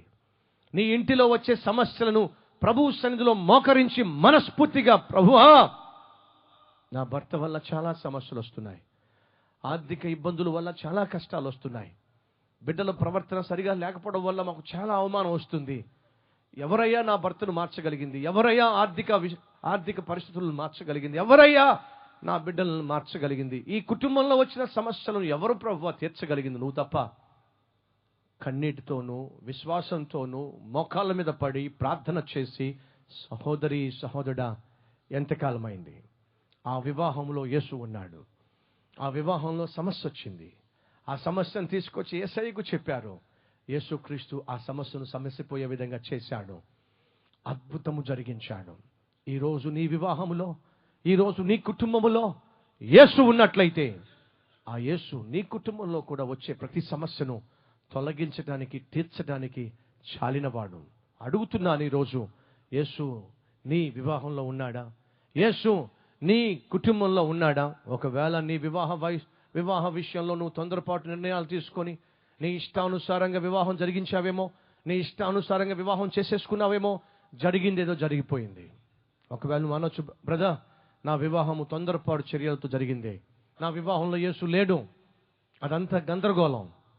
ఓకే, గతః జరిగింది, జరిగిపోయింది. కనీసం ఈ రోజైనా ఆ యేసును నీ దేవునిగా, నీ రక్షకునిగా అంగీకరించి నీ ఇంటికి ఆహ్వానిస్తే, నా ప్రభు నీ ఇంటికి రావడానికి సిద్ధంగా ఉన్నాడు. జక్కయ్య అప్పటి వరకు ఇష్టానుసారంగా జీవించాడు, పాపిష్టి సంపాదనతోనే బ్రతికాడు. కానీ అటువంటి జక్కయ్య యేసు ఎవరో తెలుసుకోవాలి, చూడాలని ఆశపడ్డాడు. యేసు ఏమన్నాడు? జక్కయ్య, నీ ఇంటికి వస్తారా అని చెప్పి పాపిష్టి వాడైన సుంకరి అయిన జక్కయ్య ఇంటికి యేసు వెళ్ళాడు. ఎందుకని? జక్కయ్య ఆశపడ్డాడు. నువ్వు ఎంతటి పాపివైనా, గడిచిన జీవితము గత కాలము ఎంత పాపిష్టి కార్యములతో నిండిపోయినా యేసుక్రీస్తుని ఈ రాత్రి నీ దేవునిగా, నీ రక్షకునిగా అంగీకరిస్తే నా ప్రభువు నీతో పాటు ఉండడానికి ఇష్టపడుతున్నాడు. నీ ఇంటికి రావడానికి ఇష్టపడుతున్నాడు. నీ గృహములో అడుగు పెట్టడానికి ఇష్టపడుతున్నాడు. అడుగుతున్నా, యేసును ఈరోజు నీ ఇంటికి రానిస్తావా? నీతో పాటు ఉండనిస్తావా? నీ వివాహములో, నీ కుటుంబంలో యేసుకు తావు, చోటు ఇస్తావా? ఇస్తే ఖచ్చితంగా యేసు నిన్ను కనికరిస్తాడు. చివరిగా మరొకటి చెప్పి నేను ముగిస్తాను. మొదటిగా యేసు దేవుడు నాలో ఉన్నాడు, దేవుడు నా పట్టణములో ఉన్నాడు, దేవుడు నా వివాహములో ఉన్నాడు. మరి దేవుడు నా నావలో ఉన్నాడా? దేవుడు నావలో ఉన్నాడా? లూకా సువార్త 5వ అధ్యాయము ఒక 5 నిమిషాల నుంచి 10 నిమిషాల్లో నేను ఆ విషయం చెప్పి ముగిస్తాను. చెప్పండి అన్న వాళ్ళు గట్టిగా చప్పట్లు కొట్టండి. వింటారా? విన్నట్టుగా వింటారా? మేము విన్నట్టుగా వింటాము అన్నవారు చప్పట్లు కొట్టినా కొడతారు. మీరు విన్నట్టుగా వింటారా? నిజంగానే వింటారా? నిజంగానే వింటాము అన్నవారు గట్టిగా చప్పట్లు కొట్టండి. రైట్. దేవుడు పట్టణంలో ఉన్నాడు, దేవుడు నాలో ఉన్నాడు. మూడోది ఏమిటి?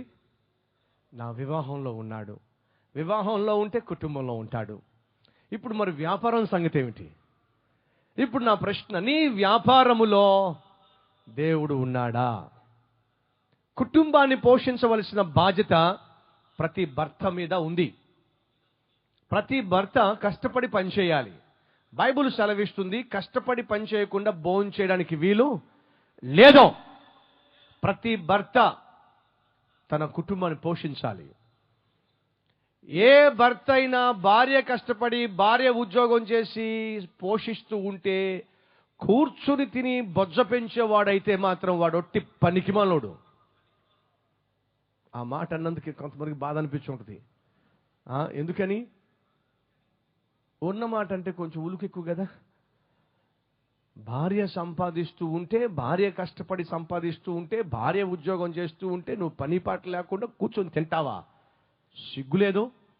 పోషించాల్సింది భర్త, బాధ్యత వహించాల్సింది భర్త, కష్టపడి పనిచేయాల్సింది భర్త. ఓ భర్త, నీకే చెప్తున్నా, ఈ రోజు నుంచి నువ్వు కష్టపడాలి, ప్రయాసపడాలి, కష్టపడి పనిచేయాలి. అదే సమయంలో ప్రభువును కలిగి జీవించాలి. లూకా సువార్త 5వ అధ్యాయంలో జరిగింది ఏంటో తెలుసా? త్వరగా చెప్పేస్తా. యేసుక్రీస్తు వాక్యాన్ని బోధిస్తున్నాడు.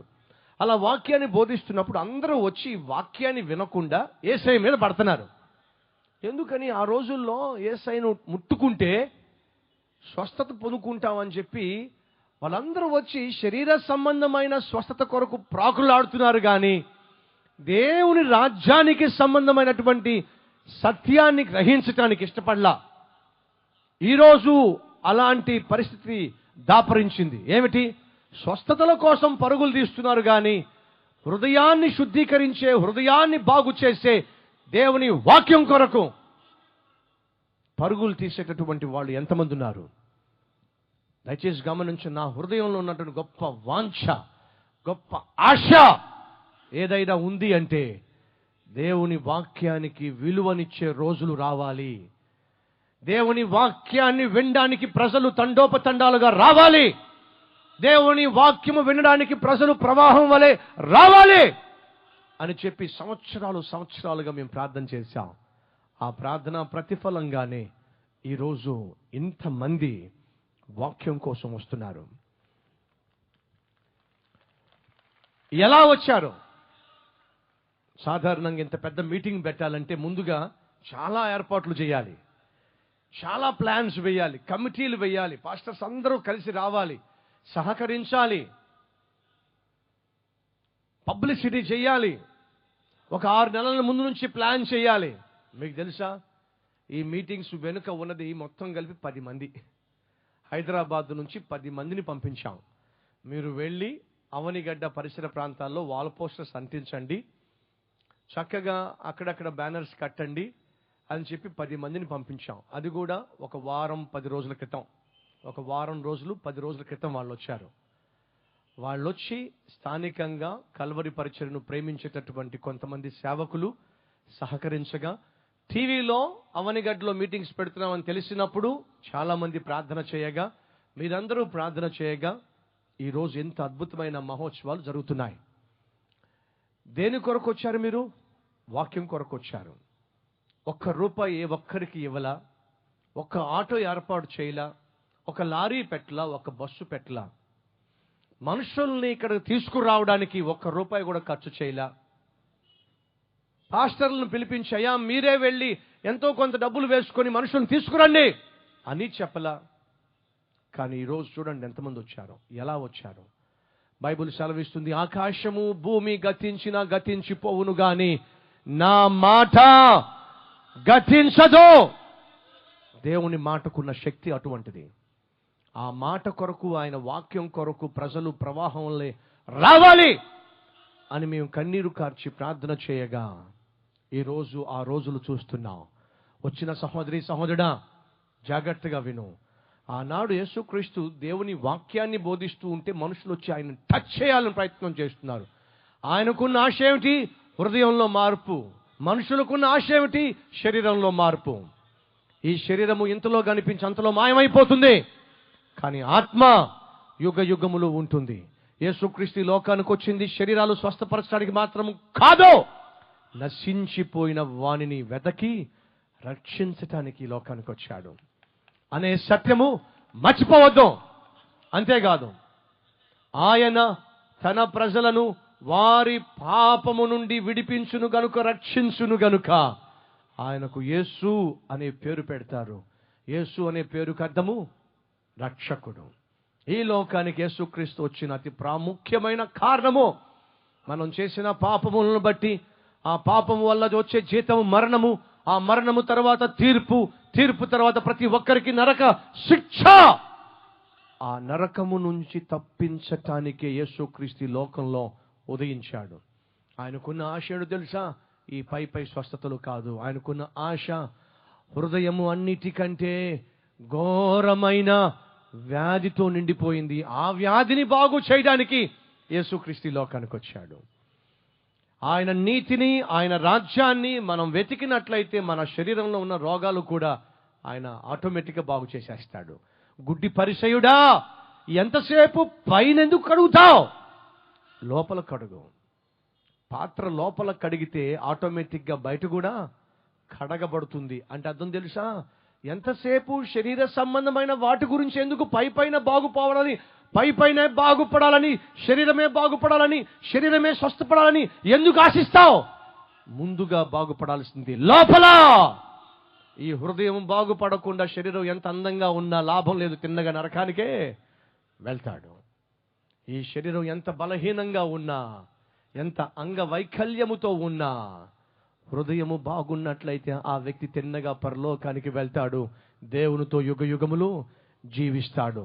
అదే బైబిలు సెలవిస్తున్న అద్భుతమైన వాక్యము, సత్యము. వినండి, యేసుక్రీస్తు వాక్యం చెప్తుంటే వాళ్ళు మీద పడే ప్రయత్నం చేస్తున్నప్పుడు, అలా మీద పడుతున్నప్పుడు యేసు చూశాడు, లాభం లేదనుకున్నాడు, పక్కకు తిరిగాడు. పేతురు వలలు కడుక్కుంటున్నాడు, వలలు శుభ్రం చేసుకుంటున్నాడు. పేతురు, నీ నావ కాసేపు నాకు ఇస్తావా? నేను నీ నావలో కూర్చుంటాను అని అడిగాడు. సరే ప్రభువా అని చెప్పి పడవ ఇచ్చాడు. యేసు ఆ పడవలో కూర్చున్నాడు. కొంచెం ఒడ్డు నుంచి లోపలకు తోయి అన్నాడు. పడవను లోపలకు తోశాడు. జాగ్రత్తగా వినండి, యేసుక్రీస్తు చెప్పాలనుకుంటుంది పరలోక సంబంధమైన సువార్త. మనుషులు కోరుకుంటుంది శరీర సంబంధమైన స్వస్థత. అలా శరీర సంబంధమైన స్వస్థతను కోరుకుంటున్న వాళ్లకు దేవుడు దగ్గరయ్యాడా, దూరమయ్యాడా? మీరే చెప్పాలి. సేవకులుగా మీరు చెప్పండి, ఏమయ్యాడు? మీరేమో శరీర సంబంధమైన ఆశీర్వాదం కోరుకుంటున్నారు, నేనేమో నిత్య జీవాన్ని మీకు ఇవ్వాలని వచ్చాను, మీరు అర్థం చేసుకోలేకపోతున్నారని చెప్పి వాళ్లకు దూరం అయ్యాడు. పడవలో కూర్చున్నాడు. ఇంకొంచెం లోపల దయ్యి అన్నాడు. ఎందుకని? వాళ్ళు వచ్చి మీద పడ్డానికి యేసయ్య ఇష్టపడలేదు. ఎందుకని? ముందు వాక్యము. ఎందుకని? ముందు హృదయ శుద్ధి. ముందు పరలోకం గురించి వారికి తెలియాలి. ఆ తర్వాతే శరీర స్వస్థతలు. శరీర స్వస్థతలు లేవా? ఉన్నాయి. ప్రభు స్వస్థపరచలేడా? స్వస్థపరచగలడు. ప్రభు అద్భుతాలు చేయగలడా? చేయగలడు. కానీ ఆయన చేసే అన్ని అద్భుతాల కంటే ఓ గొప్ప అద్భుతము ఒక పాపి పరిశుద్ధునిగా మార్పు చెందటము. ఈ అద్భుతాన్ని మించిన అద్భుతం ఈ లోకంలో మరొకటి లేనే లేదు. ఆ అద్భుతాన్ని పక్కన పెట్టి శరీర సంబంధమైనటువంటి స్వస్థత కోసం మనుషులు ప్రాకులాడుతున్నప్పుడు ఆయన దూరంగా వెళ్ళిపోయాడు. సువార్త ప్రకటించాడు. దేవుని గూర్చిన, దేవుని రాజ్యము గూర్చిన వార్తను ప్రకటించాడు. వినండి. యేసు అలా వాక్యాన్ని ప్రకటిస్తున్నప్పుడు పేతురు యేసును చూస్తూ ఉన్నాడు. నీకేం ప్రభువా, నువ్వు ఎంత గొప్ప వాక్యమైనా చెప్తావు, దేవుని రాజ్యం గురించి బాగానే మాట్లాడతావు, కానీ మా సంగతి నీకేం తెలుసు? ఏమిటి పేతురుకున్న సమస్య? రాత్రంతా చేపలు పడ్డానికి వెళ్ళాడు. రాత్రంతా అదే పడవలో అదే వలలు వేసుకుని వెళ్ళాడు. కానీ ఒక్క చేప పేతురు పట్టలేకపోయాడు. పేతురే కాదు, పేతురుతో ఉన్నవారు కూడా ఒక్క చేప పట్టలేకపోయారు. వలల్లో చెత్త చెదారం చేరిపోయి ఇబ్బందిగా ఉన్నప్పుడు ఆ వలలు క్లీన్ చేసుకుంటున్నారు. నిరుత్సాహంతో వాళ్ళు నిండిపోయారు. కారణము, రాత్రంతా ప్రయాసపడ్డారు కానీ వారి ప్రయాసకు తగిన ప్రతిఫలము దొరకలా. నిరుత్సాహము. ఉన్నారా ఈరోజు ఈ వాక్యం వినేవారిలో అటువంటి స్థితిలో? నేను చాలా కష్టపడుతున్నాను ఉద్యోగంలో, కానీ నాకు ప్రమోషన్ రావటంలా. చాలా ప్రయాసపడుతున్నాను నా యొక్క ఉద్యోగంలో, నాకు జీతం పెరగటంలా. చాలా కష్టపడి పంట వేస్తున్నాను, కానీ పంటకు తగినటువంటి ప్రతిఫలం నేను చూడలేకపోతున్నా. ఎంతో కష్టపడి వ్యాపారం చేస్తున్నాను, ఆ వ్యాపారంలో నేను ఆశీర్వాదం చూడటంలా. ఎప్పుడు చూసినా అప్పులు చేయటమే సరిపోతుంది, అప్పులు డబ్బులు తేవడమే సరిపోతుంది, కానీ అప్పులు తీర్చటం మాత్రం నా వల్ల కావటంలా. ఎప్పుడు చూసినా నా జేబు ఖాళీగా ఉంటుంది, నా ఇల్లు ఖాళీగా ఉంటుంది, ఇంట్లో బియ్యపు డబ్బా ఖాళీగా ఉంటుంది. నా బ్రతుకంతా ఖాళీ బ్రతుకు. ఎందుకో నా జీవితంలో ప్రతిఫలాన్ని నేను చూడలేకపోతున్నా, ఆశీర్వాదాన్ని నేను చూడలేకపోతున్నా, కష్టానికి తగిన ఫలాన్ని చూడలేకపోతున్నా. ఎందుకని నా బ్రతుకులో ప్రతిఫలం నేను చూడలేకపోతున్నా? కారణం ఏమిటి చెప్తా, జాగ్రత్తగా వినండి. పేతురు నిరుత్సాహంతో పక్కన ఉన్నప్పుడు యేసు పేతురుని చూసి అంటున్నాడు, పేతురు రా, లోపలికి వెళ్దాం రా అన్నాడు. దేనికి ప్రభువా? చేపలు పడదాం రా. అప్పుడు పేతురు అంటున్నాడు, అదేంటి ప్రభువా, రాత్రంతా మేము చేపలు పడ్డానికి ప్రయాసపడ్డాంగా, రాత్రంతా మేము కష్టపడ్డాంగా, ఒక్క చేప మాకు దొరకలేదుగా, ఇప్పుడు రమ్మంటావేమిటి? పేతురు రా, చేపలు పడదు కానీ రా. అప్పుడు పేతురు అంటున్నాడు, నీ మాట ప్రకారము నేను వస్తా. పేతురు ఆ పడవలో కూర్చున్నాడు. పడవను లోపలికి తీసుకెళ్ళాడు. పేతురు వలలు వేయి అని అంటే వలలు వేశాడట. వల వేసినప్పుడట పట్టజాలనంత విస్తారమైన చేపలు పేతురు పట్టాడట. ఎంతగా చేపలు పడినవంటే వలలు పిగిలిపోయేంతగా, నావ పడవ మునిగిపోయేంతగా చేపలు పట్టినాయి. ఇంకా లాభం లేదని చెప్పి మిగిలిన వాళ్లకు సంఖ్యలు చేసి రండి రండి రండి రండి రండి, ఎక్కడ లేని చేపలు పడుతున్నాయి రండి అంటే వాళ్ళు పడవలు వేసుకొచ్చారట. వారి పడవలు కూడా మునిగిపోయేంతగా చేపలు పట్టినాయట. ఇదంతా పేతురు చూశాడు. చూసి యేసును చూసి మోకాల మీద పడ్డాడు. పడి అంటున్నాడు, పాపాత్ముణ్ణి ప్రభువా, పాపాత్ముణ్ణి ప్రభువా. అడుగుతున్నా, ఏ పాపం చేశాడు పేతురు? ఎందుకని నేను పాపాత్ముణ్ణి అని చెప్పి ఒప్పుకుంటున్నాడు? గమనించండి, పేతురు చేసిన పాపము ఏమిటయ్యా అంటే యేసు లేకుండా జీవించటమే పేతురు చేసిన పాపము. అంతకుముందే మీరు కావాలంటే బైబిల్లో చదవండి, 4వ అధ్యాయంలో మీరు చూడండి, పేతురుకు యేసుక్రీస్తుకు అంతకుముందే పరిచయం ఉంది. అంతకుముందే యేసుక్రీస్తు పేతురుని పిలిచాడు. పేతురు వలలను విడిచిపెట్టాడు, తనకున్న సమస్తాన్ని విడిచిపెట్టాడు, యేసును వెంబడించాడు. ఏమైందో ఏమో, మరలా యేసయ్యను వదిలేశాడు, సేవను వదిలేశాడు, పాత జీవితాన్ని మొదలు పెట్టేశాడు, పాత వ్యాపారాన్ని మొదలు పెట్టేశాడు. అలా పాత జీవితాన్ని మొదలు పెట్టినప్పుడు తన జీవితంలో ఇప్పుడు ఆ పతనాన్ని చూస్తున్నాడు. ఉన్నారా ఈరోజు ఎవరైనా మన మధ్య?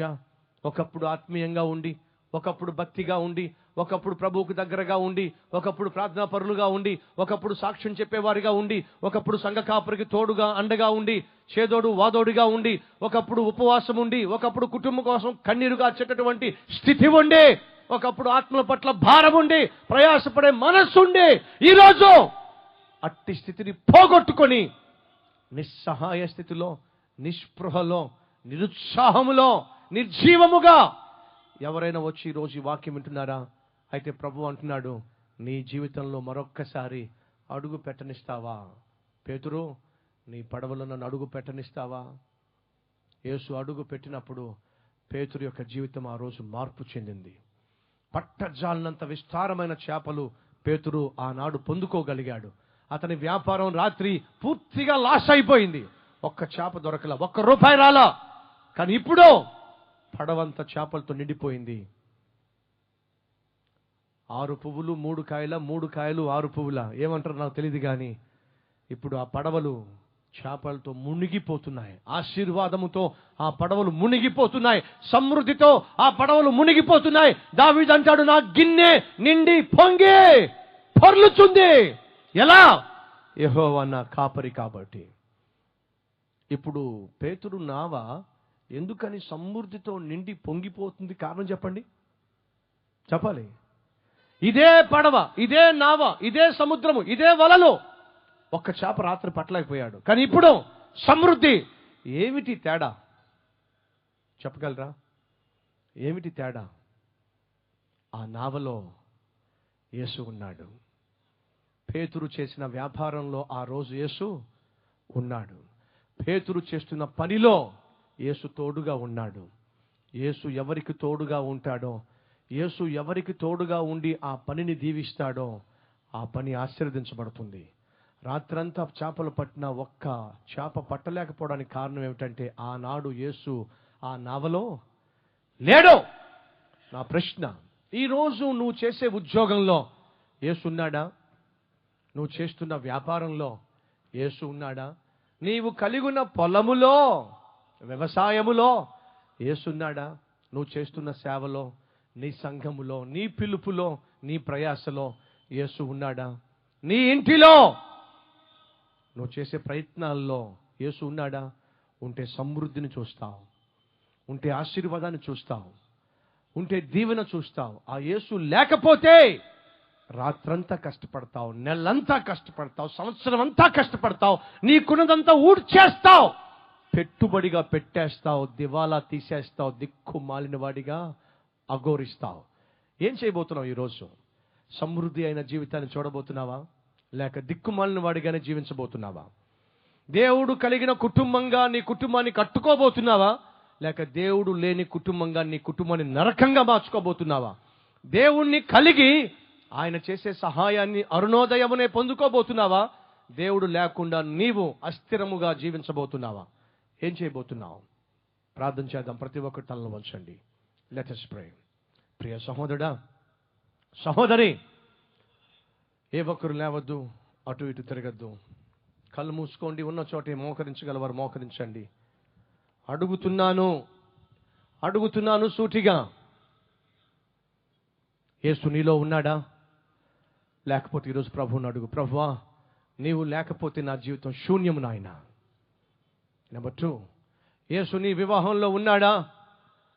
ఒకవేళ నీ వివాహంలో యేసు లేకపోతే ఈరోజు అడుగు, ప్రభువా నా వివాహం నా ఇష్టానుసారంగా నేను చేసేసుకున్నాను, దానివల్ల కష్టాలు, నష్టాలు, ఇరుకు, ఇబ్బందులు కొని తెచ్చుకున్నాను, నా బ్రతుకంతా రహస్యముగానే గడిపేశాను, నా వివాహంలో నువ్వు లేవు, నా కుటుంబంలో నువ్వు లేవు, బోయాజు కలిగిన ఆత్మీయ జీవితం నాకు లేదు, వివాహానికి ముందే నిత్యమైన కార్యాలు చేశాను, పెళ్లి ముసుగులో, ప్రేమ ముసుగులో పాపిష్టి క్రియలు చేసేశాను, నా వివాహము అపవిత్రమైంది, నా జీవితము అపవిత్రమైంది, నా శరీరము పాడైపోయింది. వివాహము తర్వాతే వివాహం తర్వాతే భార్యను కలవాలి. నేను పాపిష్టివాణ్ణి. వివాహం అయిన తర్వాత కూడా ఎంతో మంది స్త్రీలను కలుస్తున్నాను. వివాహానికి ముందు కూడా ఎంతో మంది స్త్రీలను, పురుషుల్ని కలిసిన దానిని. నా శరీరంలో పవిత్రత లేదు, నా జీవితంలో శుద్ధి లేదు, నేను పాడైపోయిన వాణ్ణి. పాడైపోయిన దానిని, నిత్యమైన చెడు కార్యాలు నా శరీరంలో జరగనిచ్చిన వాణ్ణి, జరిగిస్తున్న వాణ్ణి. ప్రభువా నన్ను క్షమిస్తావా? కనీసం నేటి నుంచైనా పవిత్రంగా జీవించాలని ఆశపడుతున్నా. నన్ను మన్నిస్తావా? కనీసం ఈనాటి నుంచి అయినా నీ బిడ్డగా జీవించాలని ఆశపడుతున్నా. ఎందుకని హృదయపూర్వకంగా కళ్ళు మూసుకొని నీ ఆత్మీయ నేత్రాలు తెరిచి కన్నీళ్లతో ప్రభు క్షమాపణ కోరుకోకూడదు? మూడోదిగా, ఉన్నాడా యేసు నీ వ్యాపారంలో? ఉన్నాడా యేసు నీ నావలో? ఉన్నాడా యేసు నీ పనిలో? ఉన్నాడా యేసు నీ ఉద్యోగంలో? ఉన్నాడా యేసు నీ ప్రయత్నములో? ఆ యేసు ఒకవేళ లేకపోతే నువ్వు ఏది చేసినా వృధా. ఇప్పటికీ నీ జీవితంలో ఎంత ప్రయాసపడినా, ఎంత కష్టపడినా, ఎంత చెమట కార్చిన ప్రతిఫలం మాత్రం చూడలేకపోతున్నావు. ఒక్క రూపాయిని మిగుల్చుకోలేకపోతున్నావు. ఎందుకని? యేసు లేకుండా జీవిస్తున్నావు కాబట్టి. యేసు లేకుండానే ప్రయత్నం చేస్తున్నావు కాబట్టి. ఎందుకని ఈరోజు యేసును అడగకూడదు? యేసు, నా నావలో అడుగు పెట్టు ప్రభువా, నా వ్యాపారంలో నాకు తోడుగా ఉండు ప్రభువా, నా ఉద్యోగంలో తోడుగా ఉండు ప్రభువా, నేను చేసే ప్రతి ప్రయత్నం నాకు నువ్వు తోడుగా ఉండు ప్రభువా, నాతో ఉండు ప్రభువా. ఇక నుంచి నేను నీతో ఉంటాను. ఇక నుంచి నేను నీ బిడ్డగా జీవిస్తాను. ఇక నుంచి ప్రతి పాపాన్ని విడిచిపెట్టి పరిశుద్ధంగా జీవిస్తాను. నాలో నువ్వు ఉండాలి, నా వివాహంలో నువ్వు ఉండాలి, నా కుటుంబంలో నీవు ఉండాలి, నా వ్యాపారంలో నీవు ఉండాలి, నా సేవలో నీవు ఉండాలి, నాకున్న సమస్తములో నీవు ఉండాలి. నిన్ను కలిగి నేను జీవించాలి, నీతోనే నేను నడవాలి అని కోరుతున్న వాళ్ళు, అని ప్రార్థిస్తున్న వాళ్ళు ఎవరైనా ఉన్నట్లయితే మీ హస్తాన్ని చూపించండి. అలాగే లేచి నిలబడండి. Let's all stand together. ఈరోజు దేవుడు మాతో మాట్లాడాడు, సూటిగా మాట్లాడాడు, స్పష్టంగా మాట్లాడాడు. కాబట్టి ఈ సమయంలో ప్రభువుని అడుగుతున్నాను, ప్రభువా, వివాహమునకు ముందే నీచమైన కార్యములు చేసిన వాడిని, చేసిన దాన్ని అయినట్లయితే పశ్చాత్తాపడు. ప్రభువుని అడుగు, ప్రభువా నా శరీరాన్ని శుద్ధి చేయి ప్రభువా, నా హృదయాన్ని బాగు చేయి ప్రభువా. వివాహం అయినప్పటికీ కూడా నువ్వు ఇంకా నీచమైన కార్యాలు చేస్తున్నట్లయితే ప్రభువుని అడుగు, ప్రభు అపవిత్రమైన జీవితాన్ని ఇంకా కొనసాగిస్తూనే ఉన్నానయ్యా, నా శరీరం పాడైపోయింది, పాపముతో నిండిపోయింది, ప్రభువా నన్ను పరిశుద్ధపరచు. నా జీవితంలో నువ్వు లేకుండా, నా వ్యాపారంలో నువ్వు లేకుండా, నా కుటుంబంలో నువ్వు లేకుండా, నా వివాహంలో నువ్వు లేకుండా, నా ఇష్టానుసారంగా నేను జీవించి నాశనం అయిపోయాను. ఈరోజు సత్యము తెలుసుకున్నాను, నువ్వు లేకుండా నేను జీవిస్తే నాకు నష్టమేనని, ఆఖరికి మిగిలేదు దుఃఖమేనని, నిరాశ నిస్పృహయే అని గ్రహించాను. ప్రభువా నాకు నువ్వు కావాలి, నాతో నువ్వు ఉండాలి, నీతో నేను ఉండాలి. అట్టి జీవితం నాకు దయచేయవా ప్రభువా. ఇక నుంచి నేను నీ వాడిగా జీవిస్తా, నీ బిడ్డగా జీవిస్తా, నీతోనే నడుస్తా. ప్రార్థన చేసేవారు మీ హస్తాన్ని ప్రభువుకు చూపించండి. మహాపరిశుద్ధుడు అయిన ప్రేమ కలిగిన తండ్రి, సూటిగాను బహు స్పష్టముగాను మీరు మాతో మాట్లాడారు. నిన్నటి దినమున యెహోవా ఆ పట్టణములో ఉన్నాడు, అరుణోదయమున ఆయన సహాయము చేయుచున్నాడు. నీవు మాతో ఉన్నట్లయితే, మాలో ఉన్నట్లయితే ఉదయమునే నీవు మాకు సహాయం చేస్తావు. అటువంటి సమయంలో మేము ఎలా మౌనంగా ఉండగలము, నిద్రపోతూ ఉండగలము? మేము కూడా ఉదయమే లేచి మొట్టమొదటిగా నీ నామాన్ని స్మరించాలి, నిన్నే కలుసుకోవాలి, నీ వాక్యమే ధ్యానించాలి. పడుకోబోయే ముందు ప్రభువా నిన్ను స్మరించి, నీతో మా హృదయాన్ని పంచుకొని, చేసిన పొరపాట్లను చెప్పుకొని, లెక్క అప్పగించి, నాయనా నీవు మాకు ఉచితముగా ఇచ్చిన రక్షణ వస్త్రాన్ని మలినము చేసుకోకుండా తిరిగి నీకు అప్పగించాలి. ఆ తరువాత విశ్రమించాలి. ఇట్టి జీవిత విధానాన్ని మా అందరికీ దయచేయండి. ఆనాడు ప్రభువా వివాహములో నీ ఉన్నావు కనుక సమస్య వచ్చినప్పుడు మీరే ఆ సమస్యను తీర్చారు. ఈరోజు ఎన్నెన్ని కుటుంబాల్లో ఎన్నెన్ని సమస్యలు ఉన్నాయో ఆ సమస్యలను ప్రభువా మీరు ఒక్కరే తీర్చగలరు. కాబట్టి ప్రభు అడుగుతున్నాను, ఏ సహోదరి అయితే, ఏ సహోదరుడైతే తన కష్టాన్ని, తన సమస్యను లోకస్తులతో పంచుకొని ఇంటి గుట్టు రట్టు చేసుకొని ఇంకా నాశనం కాక మునుపే నీతో నాయన తమకున్న సమస్యను చెప్పుకొని, నీ సన్నిధిలో నాయన కన్నీళ్లు కార్చి, నీ సహాయము పొందుకొని, నీవు చేసే అద్భుతాన్ని తమ ఇంటిలో, తమ కుటుంబంలో, తమ వివాహంలో నాయన వారు కళ్ళారా చూసే భాగ్యాన్ని ఇవ్వండి. క్రైస్తవ వివాహం ఎలా జరగాలో, క్రైస్తవ కుటుంబం ఎలా ఉండాలో, ఒక క్రైస్తవుడు, ఒక క్రైస్తవురాలు తమ శరీరాలు ఎలా కాపాడుకోవాలో సూటిగా స్పష్టంగా తెలియచేశావు నాయనా. విత్తబడిన వాక్యాన్ని ఫలింపచేయండి. నీవు లేని జీవితం వ్యర్థం, నీవు లేని వ్యాపారం నష్టం, నీవు లేనటువంటి ప్రభువా ప్రయాస, ప్రతిఫలము పొందుకోలేనటువంటి స్థితి కలిగి ఉంటుంది గనుక ఎందరైతే ఈరోజు ప్రభువా నువ్వు కావాలి, నా వివాహంలో నువ్వు ఉండాలి, నా కుటుంబంలో నువ్వు ఉండాలి, నా వ్యాపారంలో నువ్వు ఉండాలి, నా ఇంటిలో నువ్వు ఉండాలి, నా పడవలో నువ్వు ఉండాలి, నాతోనే ఉండాలి, అప్పుడే నాకు సమృద్ధి, అప్పుడే నాకు ఆశీర్వాదం, అప్పుడే నా జీవితంలో నాయన నేను అనేక మందికి సాక్షిగా బ్రతకగలను, ఆ జీవితం నాకివ్వు నాయన అని ఎవరైతే ప్రార్థన చేస్తూ తమ జీవితాన్ని రాత్రి నీకు అంకితం చేశారో అట్టి ప్రతి ఒక్కరిని దర్శించి దీవించమని తిరిగి వెళ్తున్నారు ప్రభు ఆ సమస్త జ్ఞానమునకు మించిన సమాధానంతో పంపించమని యేసు నామములో వేడుకుంటున్నాం తండ్రి, ఆమేన్. ఒకసారి అందరూ